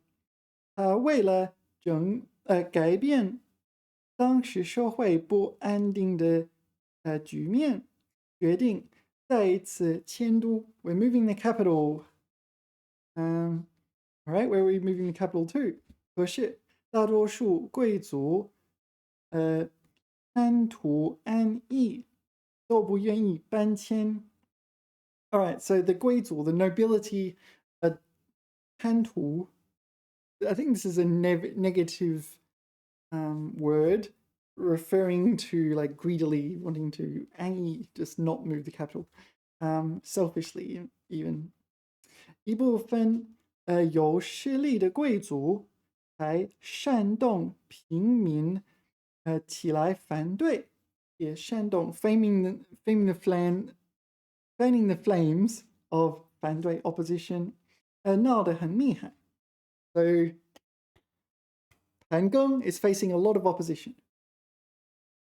in moving the capital. 韩庚面对强大的反对势力，并没有动摇迁都的决心。他把反对迁都的贵族找来，耐心的劝说他们：“我要你们搬迁，是为了想安定我们的国家。你们不但不谅解，你们不但不谅解我的耐心，我的苦心，反而发生无谓的惊慌。你们想要改变我的主意，这是办不到的。All right, so let's see how we're moving the capital. 由于盘庚坚持迁都的主张，破败了反对势力，终于带着平民和奴隶渡过黄河。渡过 is to ford, so you cross the river. Or maybe it's ferry across the river. Yeah, no, ferry would be a better one, right? 搬迁到郢 So Yin is the name of a place. 今河南安阳小屯村。So we went from Henan to Henan. Okay, same modern province. 在那里整顿商朝的政治，使衰落的商朝出现了复兴的局面。以后200多年，一直没有迁都，所以商朝又称作殷商，或者殷朝。So this is names of the Shang dynasty. All right, so with the capital in Yin, that's the name of the capital. That's the name of the dynasty. 从那时候起，经过3000多年的漫长日子，商朝的国都早就变为废墟了。Okay, why? All right. 到了近代. Oh, okay. So it becomes ruins, but all right, over 3,000 years. 到了近代，人们在安阳小屯村一带发掘出大量古代的遗物，证明那里曾经是商朝国都的遗址，就叫它是遗墟。So the remains of 隐墟。从银絮发掘出来的遗物中，有龟甲，就是龟壳的 turtle shells 和兽骨10多万片。Oh, I get the feeling we're getting into 甲骨文。在这些，spoiler alert，在这些龟骨和兽骨上，上面都刻着很难认的文字。经过考古学家的研究，才把这些文字弄清楚。Yeah, it's quite interesting because not all of them have been recognized, right? So we have all these artifacts and so on, all these archaeological digs, but sometimes the characters are not obvious. And what I understand is there's like rewards. You get money if you can figure out what this character says. Things like this. So it's yeah, from in that depth of history and so on. Yeah, it's quite challenging. And yeah, you've got not just knowledge of rare characters and so on, but you also have to deal with like materials science to actually extract the characters from a surface that's 3,000 plus years old. It's really interesting. 原来商朝的统治阶级是十分迷信为神的。他们在四季打猎、出征的时候，都要用龟甲和兽骨来占卜一下，是吉利或是不吉利。占卜之后，就把当时发生的情况，和占卜的结果，用文字刻在龟甲、兽骨上。这种文字和现在的文字有很大的不同。后来就把它叫做甲骨文。现在我们使用的汉字就是从甲骨文演变过来的。Right, got it? 甲骨文。So let's. I mean, I'm going to flick up some on the screen, of course. They got to have a look at some 甲骨文。甲骨文。Yeah, so this is kind of what it looks like in reality. And these are kind of digitized or at least improved versions that are much more readable. And yeah, a lot of the time it's like this. And this sort of thing. And they did evolve gradually over thousands of years. So the Chinese writing system has constantly evolved for a long time. Yeah. So some of them here, it kind of looks remotely similar to the current Chinese characters, but nowadays there's substantially more abstract ones. All right, let's have a little ChatGPT.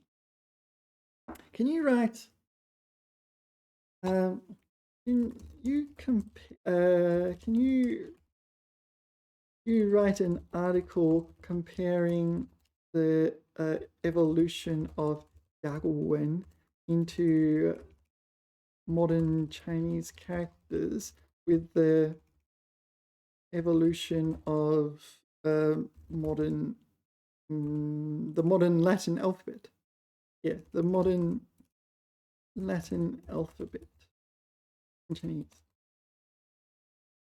All right, so hopefully ChatGPT will give something interesting here, because English also evolved from sort of precursor characters, and it's not a short process either. But I'm quite interested in comparing the two, see what the difference is. Hold on 1 second, I got an itchy nose. Like Master Ugui. Master Ugui, inner peace, itchy nose. Oh, it's a bit cold. All right.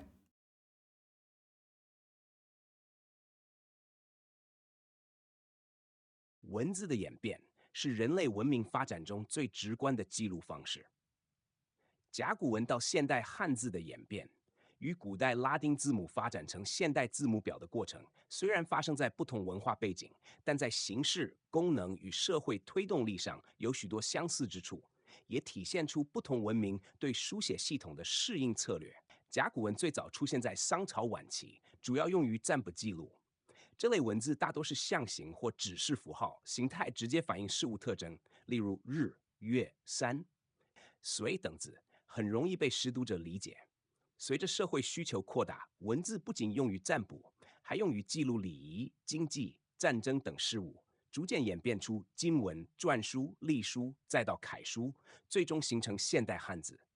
每一次演变都体现了汉字从复杂象形向结构简化、笔画规范化的趋势，同时保持了表意功能，使得阅读者能够在保持意义的同时，更快速地书写语例。12. 拉丁字母的演变则起源于腓尼基字母，这是一种辅音为主的拼音系统。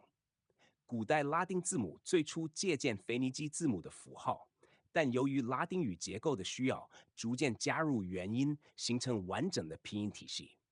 随着罗马帝国的扩张，拉丁字母在欧洲广泛传播，并在中世纪通过抄写手稿、文艺复兴印刷术的推广，逐步规范化，形成现代26个字母的体系。与汉字不同，拉丁字母强调音素对应，通过组合表达语音信息。其演变过程主要集中在字体风格的美化与书写效率的提高。比较两者可以发现，汉字演变受意义驱动，而拉丁字母演变受语音系统驱动。汉字从象形走向抽象与规范，注重视觉符号与意义的对应。拉丁字母从辅音字母发展为完整拼音系统，强调音素与语言的匹配。此外，社会因素对两者都起了重要作用。汉字的规范化往往与中央集权与教育推广相关。拉丁字母的标准化则与印刷技术和语言统一密切相关。总的来看，甲骨文到现代汉字的演变和古代拉丁字母到现代字母的演变，都体现了文字随社会需求、书写效率与传播便利而不断调整的特点。不同的是，汉字保持了表意的核心功能，而拉丁字母则以音素拼写为中心。这两条演化路线分别体现了东西方文字系统的独特逻辑，也反映了不同文明在记录、传递语言、规范语言上的智慧。Yeah, so it's interesting, isn't it? Like, so there's two completely separate evolutionary histories of characters. Um, and the Chinese one went more for meaning, but nowadays most characters, it must be more than half, it's probably like 80% or something of characters have some phonetic component to them. And the English letters went entirely abstract and just for pronunciation, and we formed words from those. And the letters by themselves don't mean anything other than the letter. um, all right, so what is this? Phoenicia? What if I put that into Google? Yeah, so my understanding is these were like kind of the same idea. Oh, here we go. Click on that. So the same sort of idea, they represented like entities at the time, and then they evolved. Oh, here we go. So yeah, so Chinese characters we saw before with the Jiaguwen, originally they were just kind of you want to say turtle, you draw a turtle. And similar things here, right? But then they became abstract. So they became abstract quite early. Okay, so 埃及象形. Why is it 象? Why is it elephant? So ChatGPT used that. Caught me by surprise. Why is it elephant?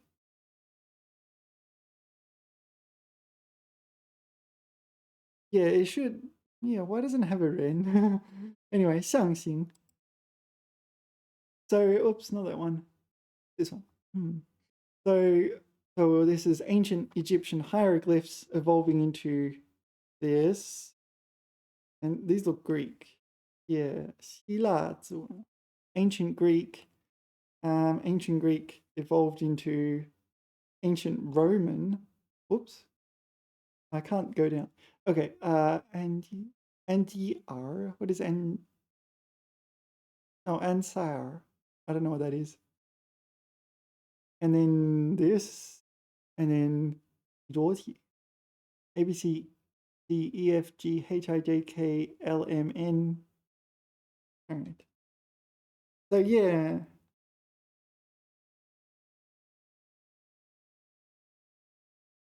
So did they come from ancient Egyptian hieroglyphs? I'm going to ask ChatGPT. So did English letters evolve from ancient Egyptian hieroglyphs? Glyphs in the form of a short essay.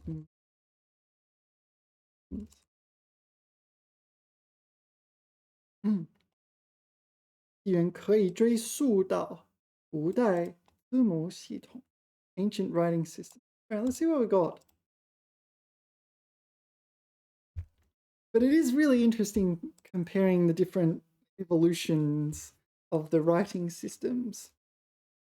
英语字母的起源可以追溯到古代字母系统，但并非直接来自埃及象形文字，而是经 Okay. 历了一条漫长的间接演变路径。埃及象形文字最早出现在公元前3000年左右，属于表意与表音混合的文字系统，最初用于记录宗教与行政事务。它的符号既能表达事物的形象，也能表示音节或概念。后来，腓尼基人创造了一种辅音字母系统，这一系统受到埃及文字的启发，但与象形文字不同，它强调音素的表达，而非图像化的意义。腓尼基字母简化了象形符号，将复杂的象形转化为相对固定的线条符号，使书写更便捷，也更适合商业和日常使用。这套辅音字母成为后来多种字母系统的源头。希腊人在借用腓尼基字母时加入了元音，从而形成完整的拼音系统。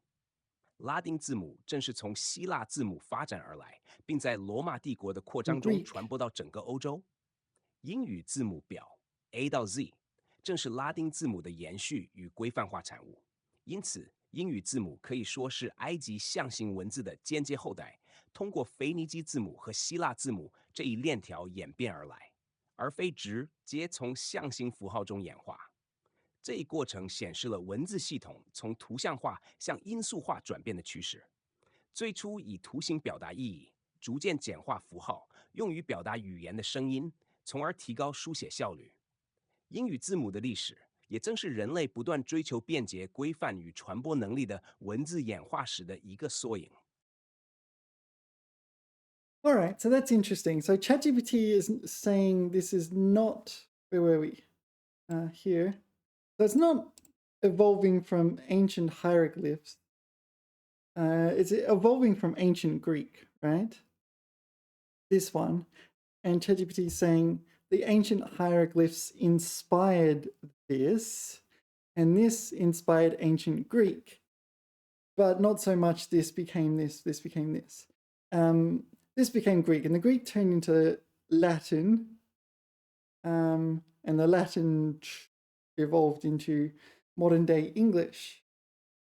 That's my understanding. But I'm not 100% sure that that's the same. But yeah, it is interesting comparing the evolution of these two. What is this word? Phoenici? Ancient civilization. Is this the Phoenicians? So, were they Greek? Or maybe they were Phoenician, and I don't know. I don't know much about them, actually. Let's have a Google. So, Mediterranean. Oh, that's Israel? Syria and Lebanon. Okay.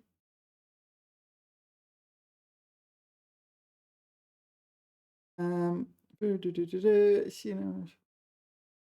right. I don't want to go too far down this rabbit hole, but yeah. Okay, where should we go from here? All right, we'll go back to the book, I think. Don't need that, don't need that. Don't need that, don't need that. And we'll go to the book. All right. So, where were we up to in the book? We've invented Chinese characters. In particular, in the Shang Dynasty, we have Jiaguwen. So we have a writing system that's 象形. So if you want to draw a bird, you draw a bird. If you want to draw an eye, you draw an eye. But of course, abstract concepts like love are not going to be easily drawable. All right. Oh, and the main purpose was Janbu, divination, right? Like, are you going to have good or bad fortune, etc., etc. OK， 在殷墟发掘的遗物中，还发现大量的青铜器皿、兵器，种类很多，制作很精巧。有一个叫做司母吴，is it 司母吴？I don't know 的大方饼二鼎。Have I seen this? I think I know this one. Is this the one that's in the National Museum? Okay, let's go find it. Yeah, here it is on Google, and this one is fourth tone, fifth of the heavenly stems, Dai Bing Ding etc. And yeah, here, and I have seen it. It is in the National Museum. I remember there was controversy about this for a while. I'll show you one thing. Yeah, so I remember asking about this a long time ago now. Oh wow, time flies. Yeah, so the book we're reading called it Simu. However, we saw here it's called Homu. Now the problem was on the ding, this is a ding, and this is a four-legged ding. On the ding, there is this character, but it's kind of worn over the years. And yeah, I remember asking about this. And apparently at the time, the characters Si and Ho looked similar. So this is the evolution of the character Ho. So Shang, the Shang Jiaguwen, right? So that's what it looked like. And this is the which one was this? This is Si, is it? Yeah, this is Si, and this evolved into the modern day character, which meant that you had both those characters on this artifact, and it was really hard to read. So it was called, yeah, this one. It was called Homu and Sumu. Hang on, which one was actually correct? I don't remember. It is uncertain if the character Ho existed in Shang Oracle Bones. Yeah.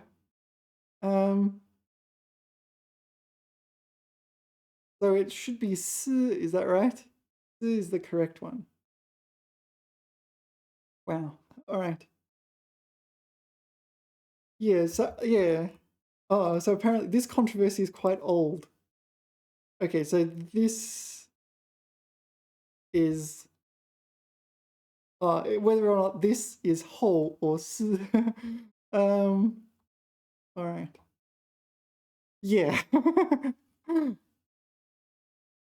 So welcome to what it's like being a researcher of ancient Chinese characters. Yeah. So I think we came to the conclusion that 是 was the correct one. So 师母物 was that ding, and that ding is this character is named after that artifact, right? Yeah, and you can go see it. It's in the museum. OK，重量有875公斤，高130多厘米。Yeah, it's a fairly big one.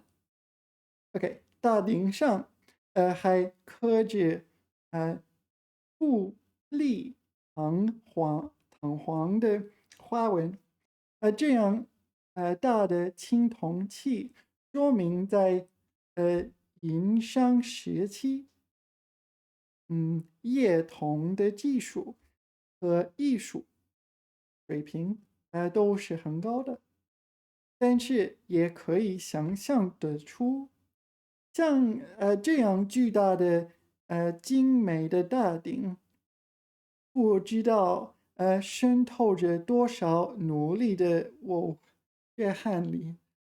All right. Yeah, well, that took a turn.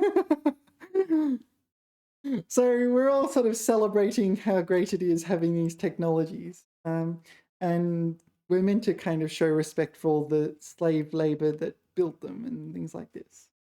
All right. I guess, yeah, Chinese history, when you have dynasties, you're not really hiding anything. There's no, like, I don't know, political sensitivity anymore. I think most of the time you can just, I don't know, point out whatever the good and the bad.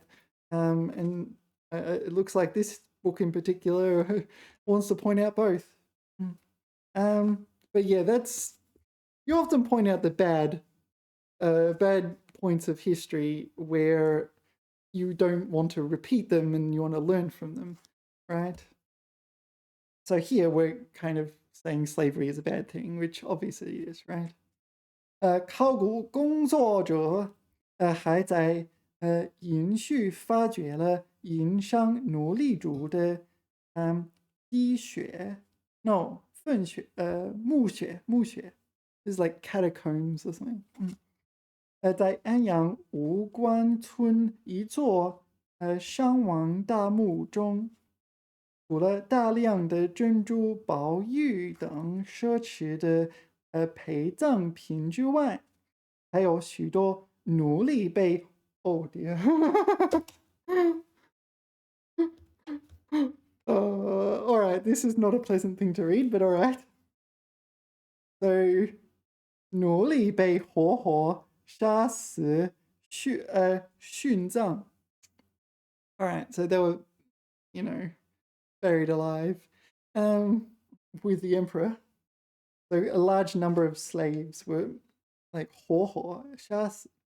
殉does mean killed, but it's more like sacrificed for something, like as a yeah. Actually, let's look it up. So you might give your life for your country or something like that, and you might use this shun. That's not how you write it. Let's try again. So it is this one, die, and also shun. Okay, so there are two meanings. 古代用人或物陪葬 and what's the second one? 为了某种理想追求而牺牲生命 Okay, so this is the meaning I'm familiar with. like you give your life for your country. Oh, here, 以身殉职.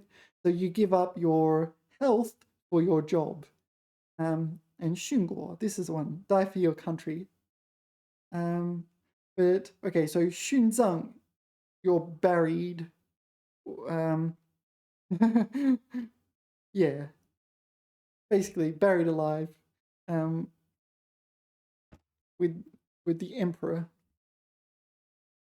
All right, you get the idea. 在大墓旁边的墓道里，一面堆着许多无头尸骨。Oh dear. So 尸骨 is like a corpse slash skeleton. The skeletal remains, but there is no heads. 一面排列着许多头颅 skull. So, all right. On one side, there's a row of skulls. 据甲骨片上的文字记载，他们祭祀祖先，也大批屠杀奴隶做贡品。All right, so the slaves were sacrificed to the ancestors and 屠杀, they were massacred. All right, we're not beating around the bush here, are we? 最多的最多的进达到2600多个. So this 进, I'm not sure what a 进 is, but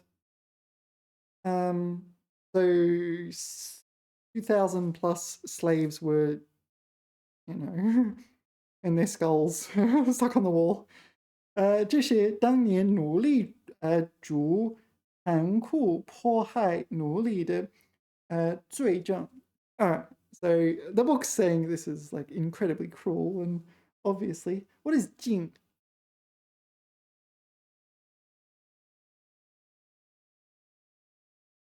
It was normal for the time, I guess.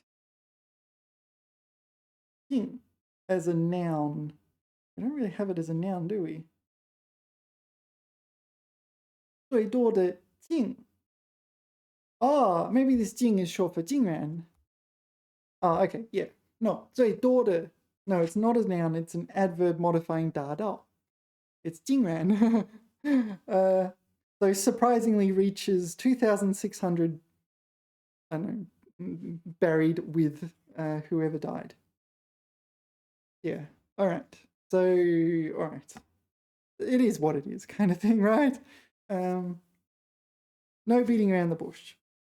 从殷墟出土的甲骨文中，我们对殷商时期的社会情况有了比较确凿的考证。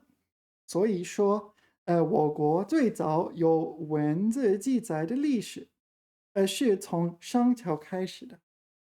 Yeah, so that's still the case, right? I don't recall there being. So every now and then you hear news of archaeological findings and so on, and sometimes you need to update your knowledge. So I'm not sure if things have changed since this book. But anyway.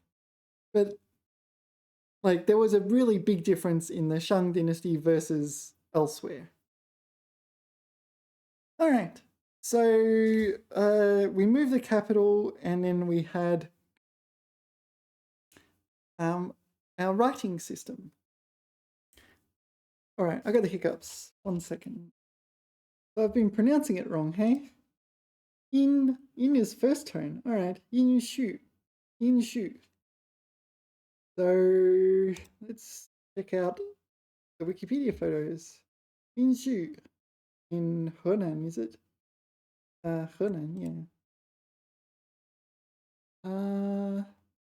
So here them excavating in 1930. That's a massive museum.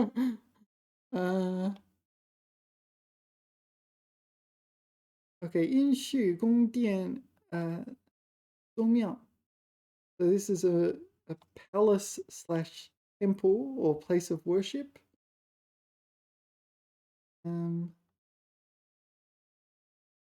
So what's underneath the glass? 宗庙祭祀坑 these are sacrificial pits.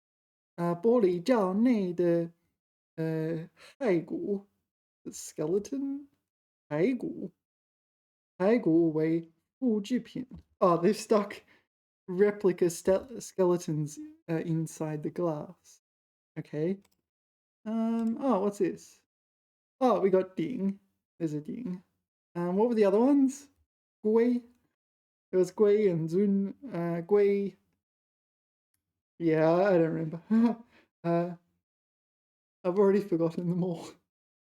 And there are coins here, right? Okay. What is it? 富豪木复原陈列. There's even like a skeleton. I just saw them chilling on the side of the photo. It's like looking out the window. Oh, nice view from here. Presumably they were like buried or something. I'm not sure. Okay, what are the chips? 音序中的甲骨教学. So this is the oracle bones and in a cellar. 发现的时候堆叠了上万篇甲骨. So they probably have some sort of writing on them. Not really. Well, you can't see it. Also a skeleton over here. All right. Yeah, this is really interesting, isn't it? Presumably you have to use some sort of material science method to actually extract the characters from the surface of these turtle shells. I remember hearing a story like that. There was someone who kept turtle shells for a long period of time, having no idea of the significance of them. And then one day, just by chance, an expert walked in and recognized that it's jaguarwen. It's priceless. It's a priceless artifact. Yeah, I remember there's a story like this. Maybe ChatGPT remembers. So I recall there was a story of someone displaying turtle shells or something like this in their shop or restaurant. And they didn't know it was a priceless jaguarwen until some expert walked in. Is this correct? And if so, can you whip up a quick essay in Chinese about it? I didn't say what to do if not. 是的，这类的故事在中国并不罕见. Really? So it's not just a once-off as well. All right. Listening practice. 是的，这类故事在中国并不罕见。许多早期甲骨文是在农田、老宅或者市场中偶然被发现的，而当时发现者往往不知道它们的历史价值。以下是一篇可以读出来练习听力的短文。有一次，一位小店老板在自家餐馆里摆放了一些看起来很古老的龟甲和兽骨，原本只是当作装饰品吸引顾客。老板并不知道，这些东西其实是甲骨文的珍贵实物，记录着商朝晚期的卜辞和历史信息。某天，一位历史学专家走进店里，注意到这些龟甲上的刻痕与众不同，细看之下，竟然是完整的甲骨文文字。专家惊讶地说：“这些甲骨文可能具有很高的学术价值，能够为研究商朝的政治、宗教与社会提供重要资料。”随后，这些龟甲被妥善收藏和研究，而店老板也因此了解到，自己一直随意摆放的装饰品，竟然是承载了3000多年历史的文物。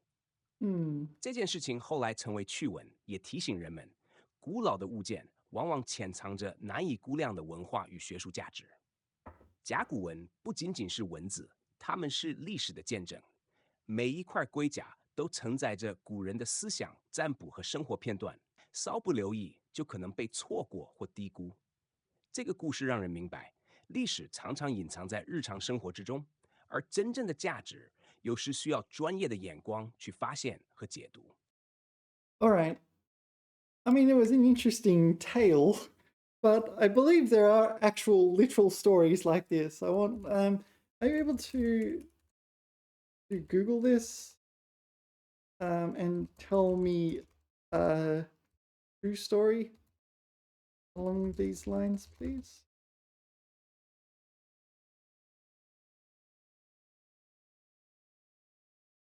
All right. 好问题. All right. Whoa, apparently ChatGPT wasn't kidding. It's not a rare occurrence, apparently. Just people have no idea the value of these artifacts and they're just chilling in a box or put on display or something in the restaurant. All right, let's see what we got.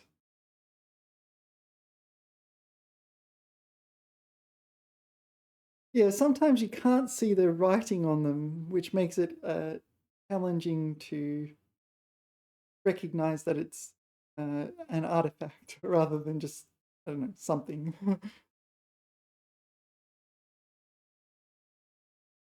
Didn't work. Yes, that pattern is often a false dichotomy, also called a false dilemma, if Ah, it assumes that how did we get here?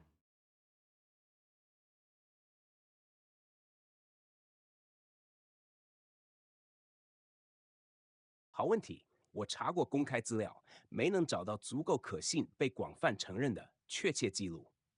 某人在店里把甲骨当装饰药材、普通古董摆着，直到某专家无意中发现其为甲骨文的完整 Oh 故事。yeah, it was 不 used for 过，有几 medicine. 个与之风格相近的真实情形，比较接近你说的龟甲、兽骨被误当成龙骨，然后被发现为甲骨文的历史。我可以给你一个比较准确的版本，也方便你拿去读出练习听力。有类似经历，但并非完全如店铺装饰的传说。在19世纪末，中国北方农村与河南安阳一带，许多农民在犁田、挖坑、平耕或坟地挖掘旧土时，无意间发现龟壳或兽骨，他们以为那是龙骨，中医所用药材的一种，就像其他化石或骨头一样，用来入药或出售给药铺。Yeah, it was used for China medicine. They were Daily grinding them up. 当时并没有现代考古与文字学的观念，这些被挖出的龙骨往往被碾碎、研成粉末，用作中药材，甚至刻在上面的文字，如果有的话，会被磨掉，以便于销售。China Daily E-Paper，直到1899年，一位当时以收藏青铜器为业的官员学者王一荣，清朝国子监祭酒，因为需要龙骨入药，便从药铺购回未被研碎的骨片。他和朋友刘雄发现这些骨片上有奇 What's 异 that 符号，character? 与他们见过的青铜铭文很不相同，但显然像文字。两人意识到这可能是古代刻词 （World History Encyclopedia）。随后，王懿荣开始大量收藏这些刻有文字的骨片，付出高价收购。他还向学界通报此事，引起越来越多文人学者对龙骨的注意。后来，另一位学者罗振玉 （1866-1940） 追踪资料，终于在河南安阳附近发现了许多带刻词的龟甲和兽骨，确认它们来自商朝晚期。于是，现代意义上的甲骨文正式被发现。This is World likely the History ones we just looked Encyclopedia。at. 从那以后，学术界对甲骨文进行了系统搜集、鉴定、试读与研究。如今，甲骨文已成为研究商代历史和汉字起源的重要依据。Sohu 这里发生的龟甲兽骨被当成龙骨卖药后被识别为甲骨文的经历是历史事实。不过，你提到的商店、餐馆里摆装饰品的版本，目前没有被历史文献或考古报告证实。No, I remember 装 it 饰品这一 incorrectly. 用法似乎属于后人故事化的附会、民间传闻。为什么会产生被当装饰品的故事？这种传说化的版本一般源于以下几个原 No, 因：I don't need to hear 龙 the 骨 rest. 被当药材，So I just remembered it incorrectly. So there was one where they were doing medicine. Sorry, I need to fix the lighting. Yeah, the sun came out. Blah blah blah. What are we doing? Wow. All right. I wanted to look at examples. This one? Oh, it's in English. Oops.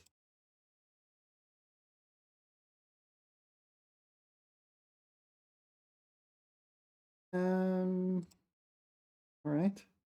This one. They're all in English. Oh, that's annoying. All right. Well, I'll Google it myself then, I guess. 甲骨文 and 魔药. Oh, I could have looked up their names. What were they? It downloaded something. All right. All right. 王懿荣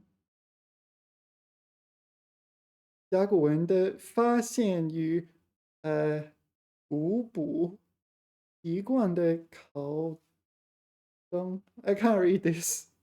张秉冠什么是甲骨文? All right. All right. Can't do much with that. Oh, here we go. This is a Wikipedia page. Wang Yirong. So this is the one. Okay. Da Qing. What's that character? Oh. Oh.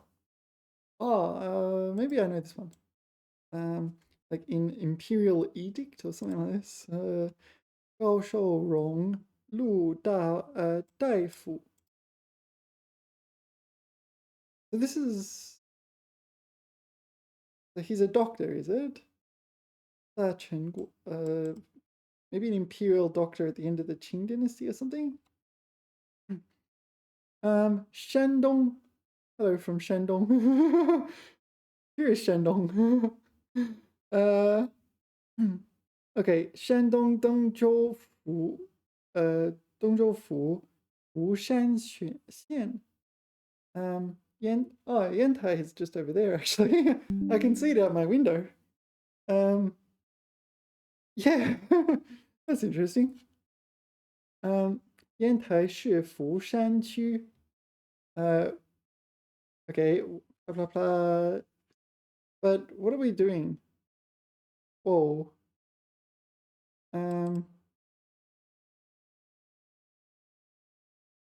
Okay, 万一荣精通金石学 metallurgy, right?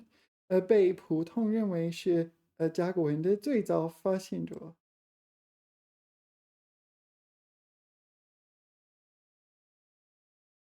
Okay. Oh, so this is who discovered Jaguan were a thing, is that right? Is this a relatively new discovery? Anyang, 殷墟之甲骨，初时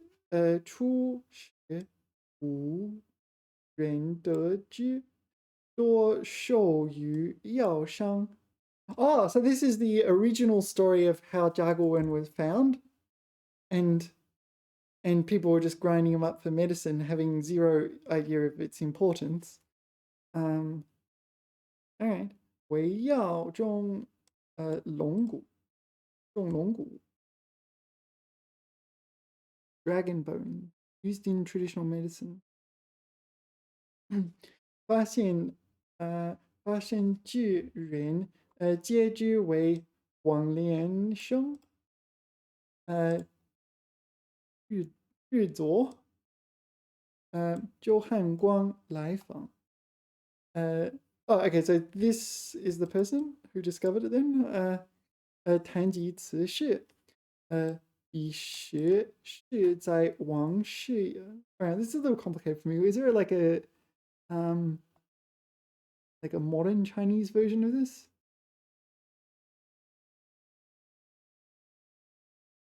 Maybe I'll just ask ChatGPT. Can you whip up an essay about the discovery of Darwin? Darwin, please. And intent.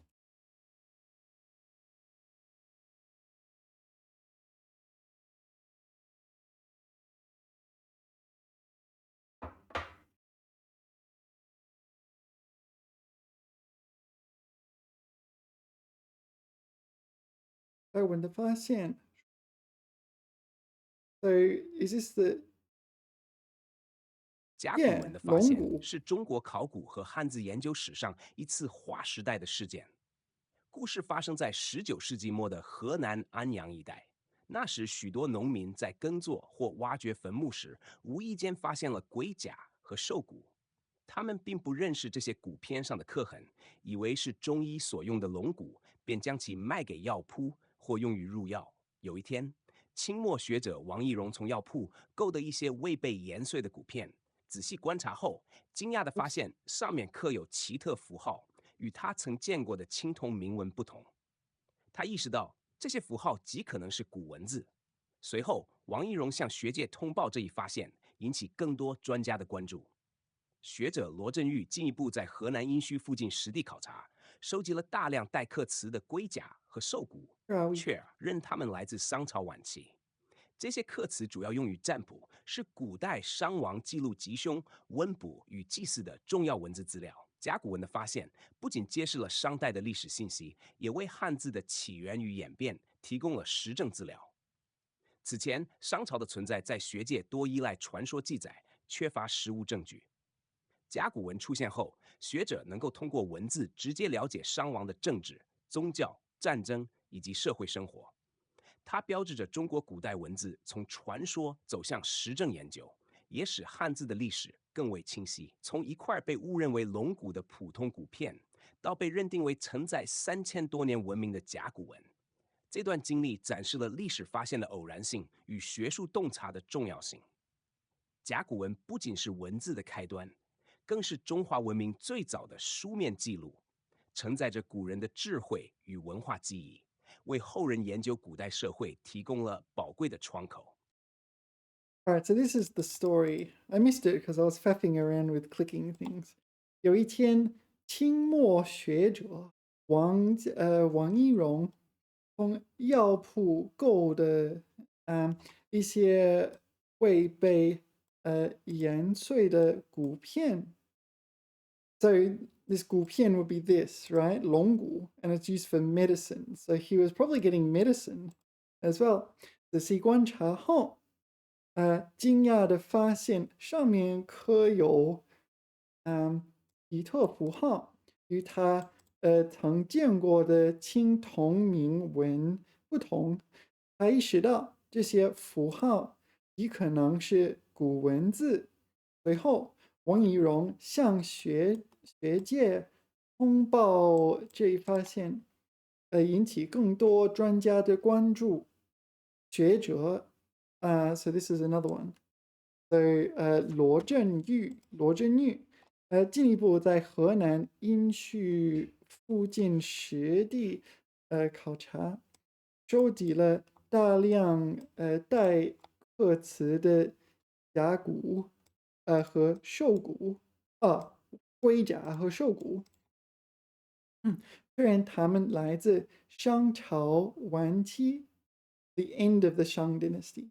这些刻词主要用于占卜，是古代商王记录吉凶。So 吉凶 is like good or bad fortune, right? Yeah, luck. Okay. 问卜与祭祀的重要文字资料。Yeah. So the story I'm thinking of was this one. Wang Yirong. This is a character that's very hard to handwrite, isn't it? Wang Yirong. So this is Wang Yirong, who gets sick, gets some medicines. Like, wait a minute, before you use that 龙骨 to make the medicine, uh, yeah, you might actually want to check it out. I suspect it wasn't as clear cut as this.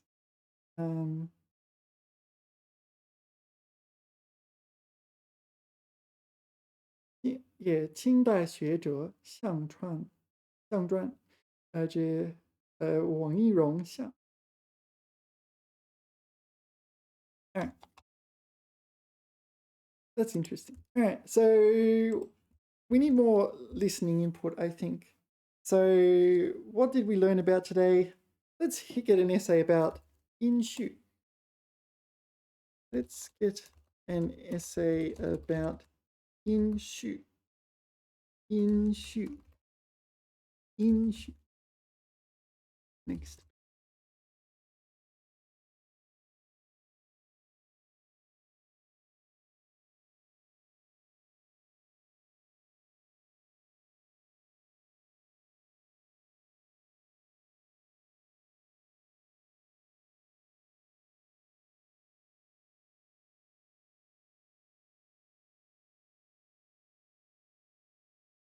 殷墟”是中国考古史上一处极为重要的遗址，也是商朝晚期的都城遗址，位于河南省安阳市西北的野河流域。它的发现不仅验证了商朝的历史存在，也为研究中国上古社会文化和文字提供了丰富资料。殷墟最早引起关注，是因为清末学者在当地药铺购得的龙骨上刻有甲骨文。王懿荣、罗振玉等人意识到这些骨片来自古代商王的占卜记录。随着考古发掘的开展，学者在安阳发现了宫殿基址、祭祀坑、墓葬和大量青铜器，证明这里曾是高度组织化的城市中心。殷墟的布局显示，商代晚期已有明确的城防系统、宫殿建筑以及用于祭祀和行政管理的区域，体现出早期国家政权的复杂性。殷墟出土的文物极为丰富，其中以甲骨文最具学术价值。甲骨文记录了商王的占卜、战争、农业、祭祀及天文观察，成为研究商代政治、经济和宗教的第一手资料。同时，青铜器上的铭文和精美工艺也显示了当时手工业与冶金技术的高度发展。殷墟的墓葬则揭示了社会等级制度，王族、贵族和普通百姓的墓葬龟斯卡模与随葬品差异明显，反映出分层的社会结构。殷墟的发现 Those 不 weird 仅是考古 things. 学上的重大发现，也为中国历史研究提供了实物证据，使传说中的商朝从神话走向可验证的历史。今天，殷墟被列为世界文化遗产，成为研究中华文明起源的重要窗口。通过殷墟，我们能够直接接触3000多年前商代社会的面貌，理解文字、礼仪、手工艺与城市建设如何共同塑造了早期中原华文明的辉煌。Wait a minute. So what happened before the discovery of Jaguwen? What did people think? Yeah. Okay. So thanks.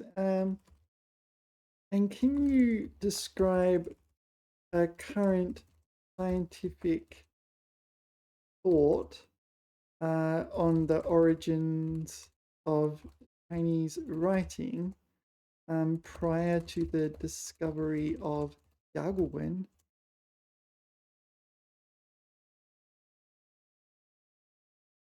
Because I'm kind of curious.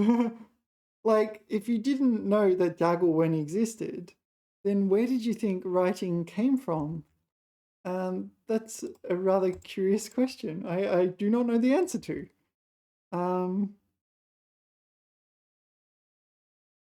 I didn't realize that the 在甲骨 discovery 文 of 被发现 Jaguwen 之 was 前， so 中国文 recent. 字的起源多停留在传说与推测阶段。传统文献如《说文解字》《史记》记载，文字始于苍冲。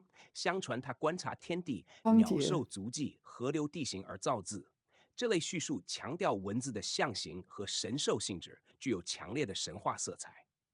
然而，在科学研究角度，学者一直关注文字的物质证据与社会背景。现代考古与语言学研究认为，中国文字的起源可能可以追溯到新石器时代晚期的符号系统。例如，良渚文化、仰韶文化和二里头文化遗址中出土的陶器、玉器、骨器上常刻有符号，这些符号具有重复性与一定规律。学者认为它们可能属于原始记号或 proto writing，用于标记所有权、宗教祭祀或经济活动。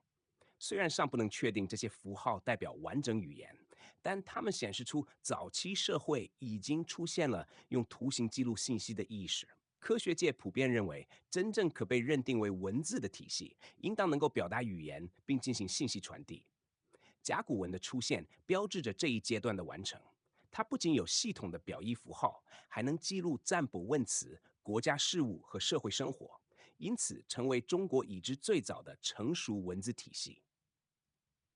在甲骨文之前，文字更可能是局部零散的符号记录，其功能主要是记号或象征，而非完整语言书写。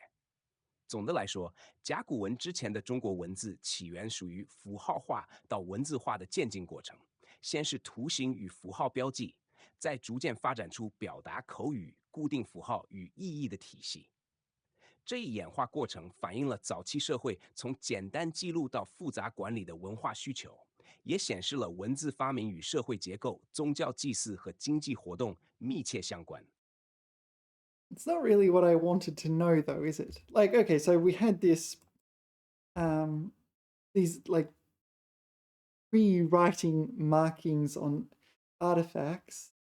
Um, what I wanted to know was more like, I mean, more like the origins of Chinese Hanzi. What, um, what were the theories prior to the discovery of Gaguin?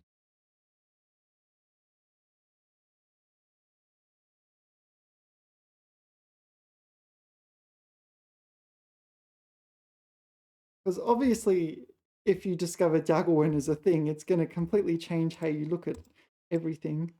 It's going to completely change your conception of the history of Chinese characters. Um, I didn't realize it was 在 only what 甲骨文 100发现之前，years 中 ago. 国学界和文人对汉字起源的认识主要依赖古代典籍、传说与推理，而缺乏直接实物证据。科学考古尚未发展，文字起源多停留在理论和神话层面。首先，最具影响力的理论来自《史记·五帝本纪》和《说文解字》的记载。传说汉字由苍葱创造，苍穹观天地鸟兽，观察山川河流，借其形象造字，用以记事与 But 沟 these are 通。mythology. 这一说法强调象形原则，认为汉字的根源在于对自然界形态的模仿，文字本身具有直观形象。后来，许多学者也引用《尚书》《礼记》中的片段，推测文字起源于战脉、帕、祭祀、契约或标记财物的需要。因此，汉字的形成与社会生活、宗教仪式密切相关。其次，明清时期一些学者尝试从形声与指示的角度分析文字的演化规律。例如，许慎在《说文解字》中提出的六书理论，虽然并非直接论述起源，但隐含文字由形象符号逐渐演变为表意表音结合的思想。他们认为汉字可能经历象形、指示、会意、形声的渐进过程，但这一过程缺乏实物佐证，当时只能依靠逻辑推测与类比。另外，也有学者提出，汉字起源可能与契刻或刻画的实践相关，例如在古墓、甲板上刻记，用于记述或记录重大事件。但这些理论多停留在推测阶段，并没有明确考古依据。直到甲骨文被发现，这些早期理论才得到实物验证或修正，显示汉字早期确实具有占卜与记事功能，且文字体系远比原先想象复杂。综上所述，甲骨文发现前的汉字起源理论主要有3个特点：依赖传说、苍劲造字，强调象形与社会用途、占卜、祭祀、记事，以及通过逻辑归纳推测演化规律，六书理论。这些理论虽然缺乏直接证据，但为后来的考古发现提供了思路，使学者在甲骨文面世后能够迅速理解其文化与历史意义。All right, so it seems maybe I was a little bit it confused them. So prior to the discovery of Jaguarwen, it seems like it was still fairly well known that Chinese characters existed in the Shang Dynasty, and that they saw them on caves and on dings, those cauldrons and other things like that. So, okay, so even if Jaguarwen weren't discovered, there wouldn't be a substantial difference in history. Is that right? Um, maybe. Yeah, it seems like it was already known, and then the Jaguarwen came along and it's like, here is a plethora of evidence, and you can enjoy it. Uh, all right. So, okay, that's Jaguarwen. Now, all right, what should we do? Okay, let's write a short story next of someone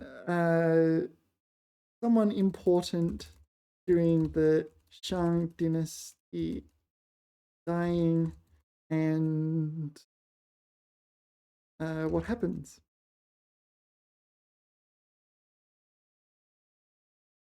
Yeah, you have to be careful. I would like, oh, I want to put in the details, but if I say the details, maybe ChatGPT will be like, you're going through a lot right now. Um, yeah, ChatGPT is a bit like that at the moment. We'll see what future generations of ChatGPT are like. You have to be very careful with certain 好的， words. 这里有一个以商朝为背景的短篇故事，描写王者逝世及随之发生的事件，适合朗读练习。商王朝的都城殷墟上，暮色沉沉，宫殿的帷帐微微摇曳。商王汤安静地坐在玉座上，双眼闭合，呼吸渐缓。他的一生治理天下，平定内乱，亲自主持祭祀，备受百姓敬仰。可天不假人，当晚王气渐弱，商王缓缓逝去，宫中立即弥漫着哀伤。侍臣们跪伏在地，泪水顺着面颊滑落。王的长子太甲跪在殿前，他感到一股沉重的责任压在肩上。父亲的威名、王国的安宁、百姓的生计，全都等待着他去守护。按照习俗，王的遗体被安置在厚厚的玉棺之中，举行盛大的祭祀仪式。卜辞被刻在龟甲上，用来询问祖先与天地，求得父王灵魂的安息与国家的平稳。商族的巫师和卜官在殿前点燃香烛，祭祀牲畜，虔诚祈求天命继续保佑王室与百姓。然而，王者逝世也引发了权力的微妙变动。宫廷中的贵族和臣僚各怀心思，有的忠诚于太甲，有的觊觎王位。太甲必须尽快展示自己的德行与决断力，平息潜在的争端。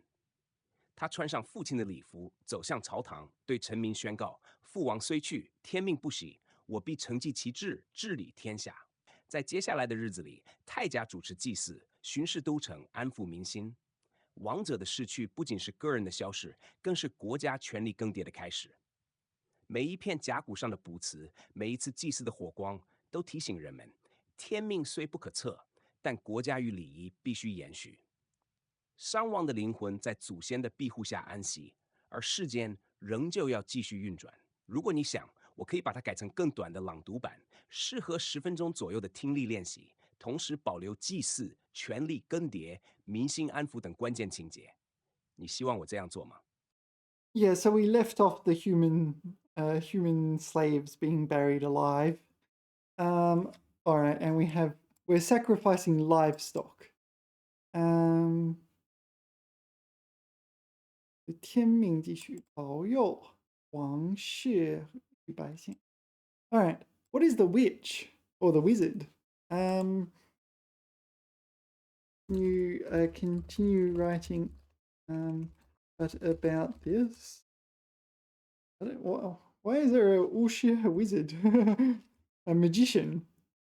Well, when did that come in? I don't recall there being wizards in Chinese history, but who knows?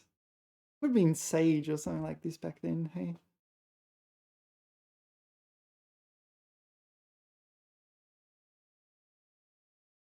好的，我们可以We 把故事继续，重点放在巫师的视角和行动上。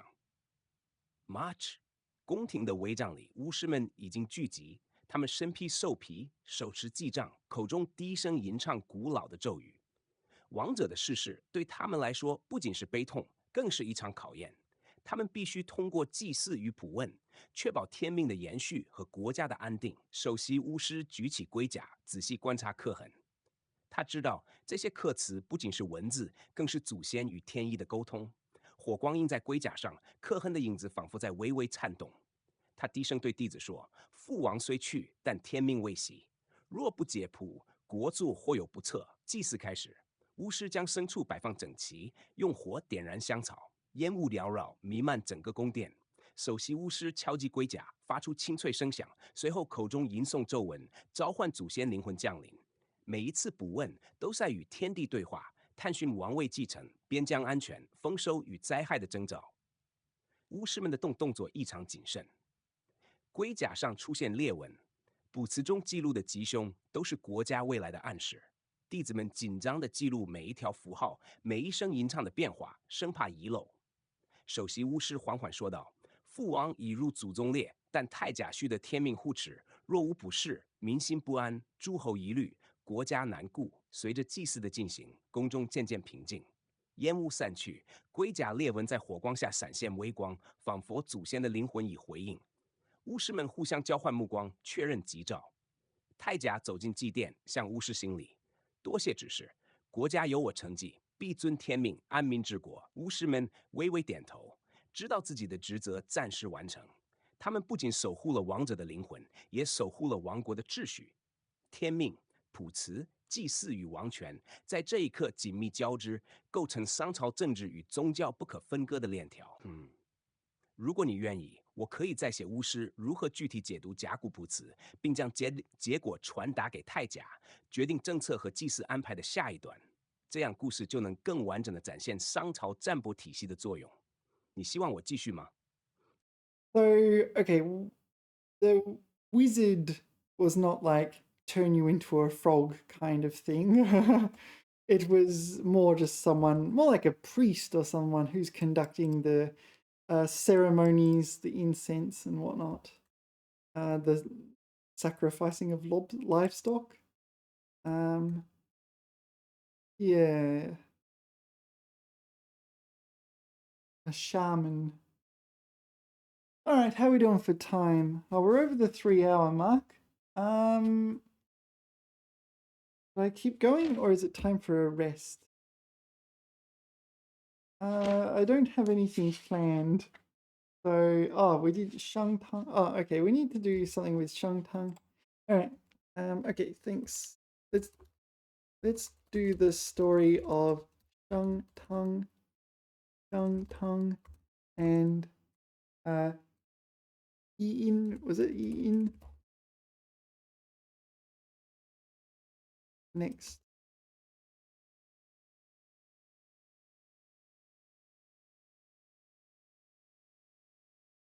Jie. What do you reckon the chances of ChatGPT pronouncing that syllable correctly are? I think pretty low. 暴虐无道.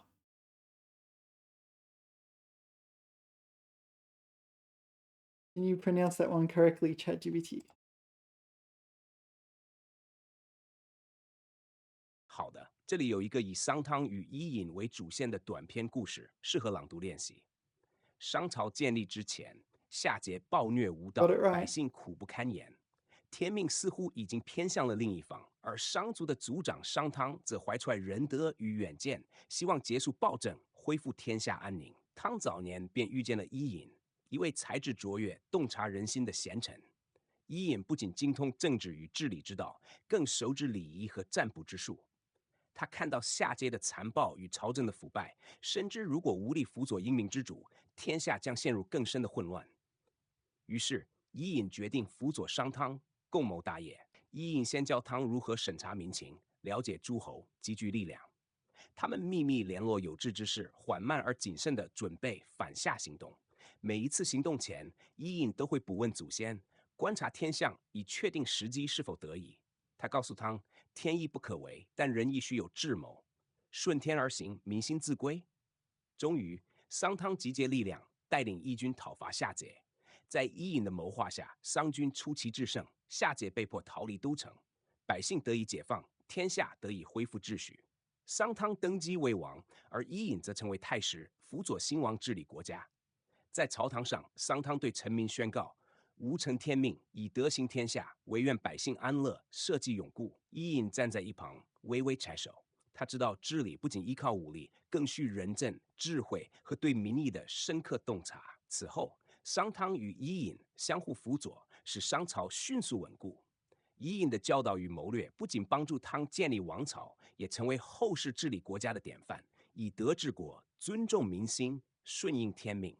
商汤的仁政与伊尹的智慧，成为商朝兴盛的根基，也在历史长河中留下光辉的一页。如果你愿意，我可以继续写一段伊尹辅佐商汤时，如何用占卜与天象指导政策的细节，这样故事会更生动，也体现商朝天命与占卜的特色。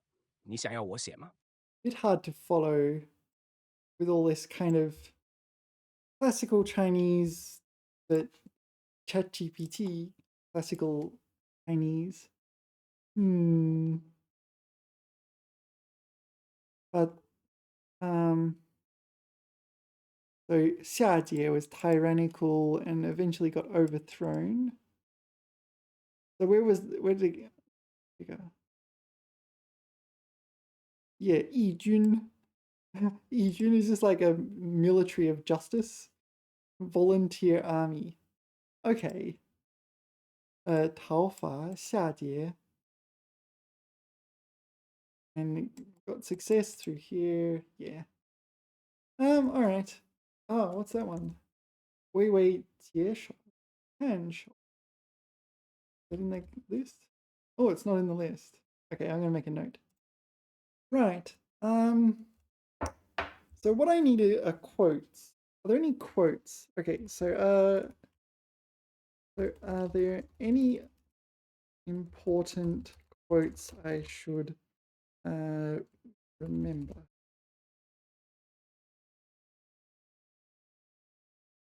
Yeah, it's on my list.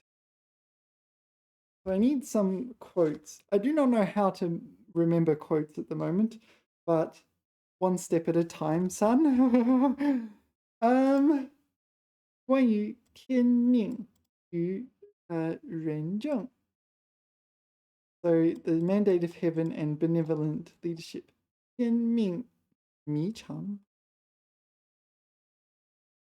顺之者畅 So is that an actual quote? So if you follow the mandate of heaven, you will be prosperous. What's going on? Why is this not loading? I don't know why. I'll go. Yeah, that's the problem. 天命弥长 So ChatGPT has made up half the quote. This is the real problem, but this might be worthwhile looking at.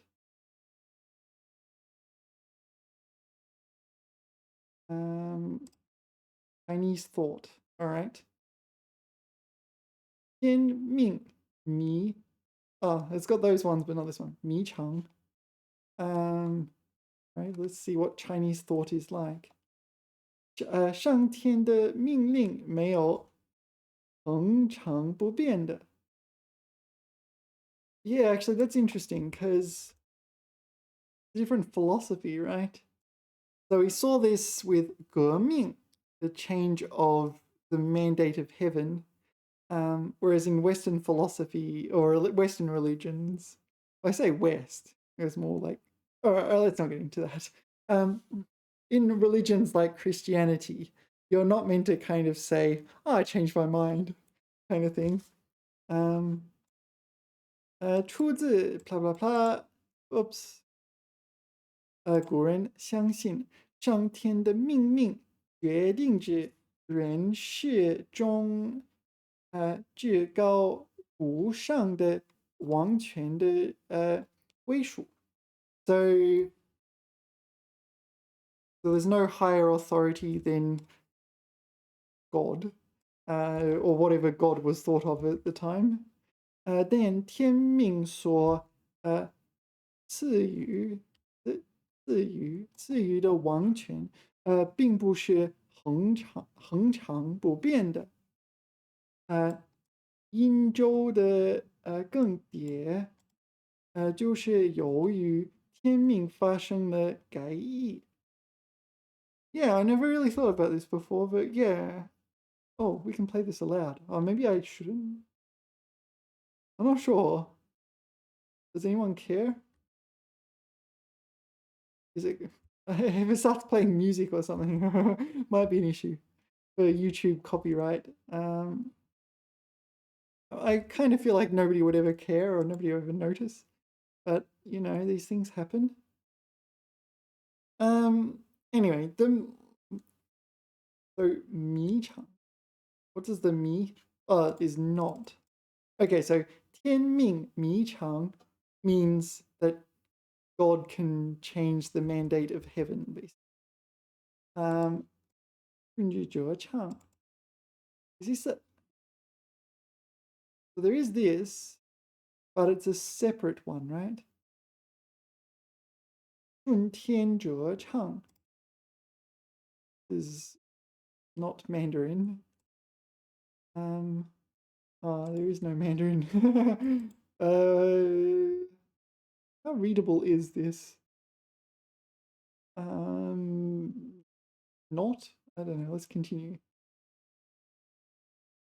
顺之者昌，逆之者亡. So those who follow the mandate of heaven will be prosperous. Those who don't will be wiped out. Ordered. 顺从, yeah. OK.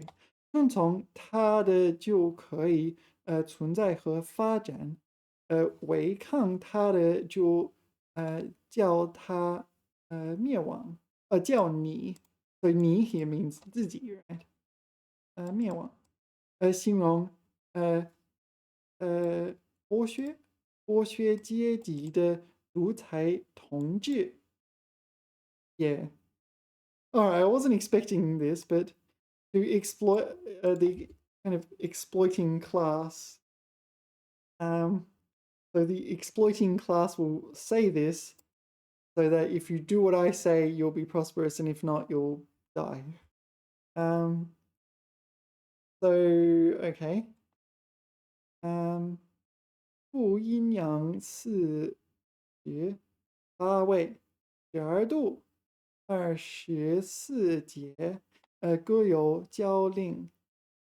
顺之者昌，逆之者不死则亡。So if you don't die, you're still wiped out. Nothing good. 史记. So this is the records of the grand historian. Another Sima Qian thing, is it? All right.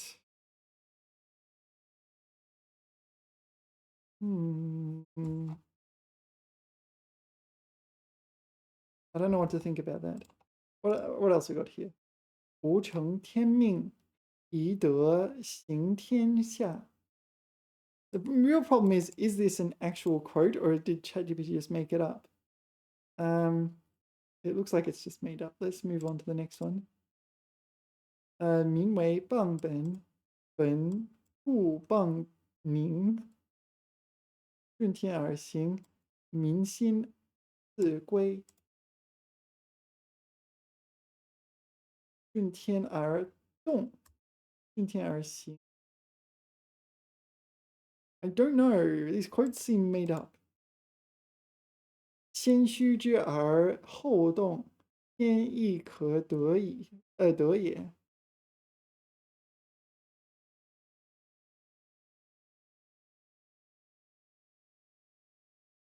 What is this? It sounds made up. All right, so that's another issue, isn't it? If I'm gonna add quotes to my writing, if I'm gonna add quotes to my writing, then I'm gonna have to find accurate sources of quotes, not just go, "Hey, ChatGPT, give me quotes," because it looks like most of these are just made up.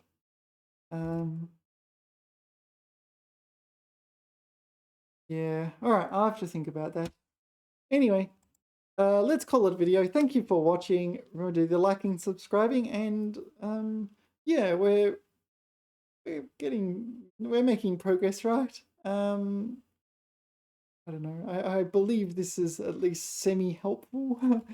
Anyway, thank you all. See you all next time. TTFN.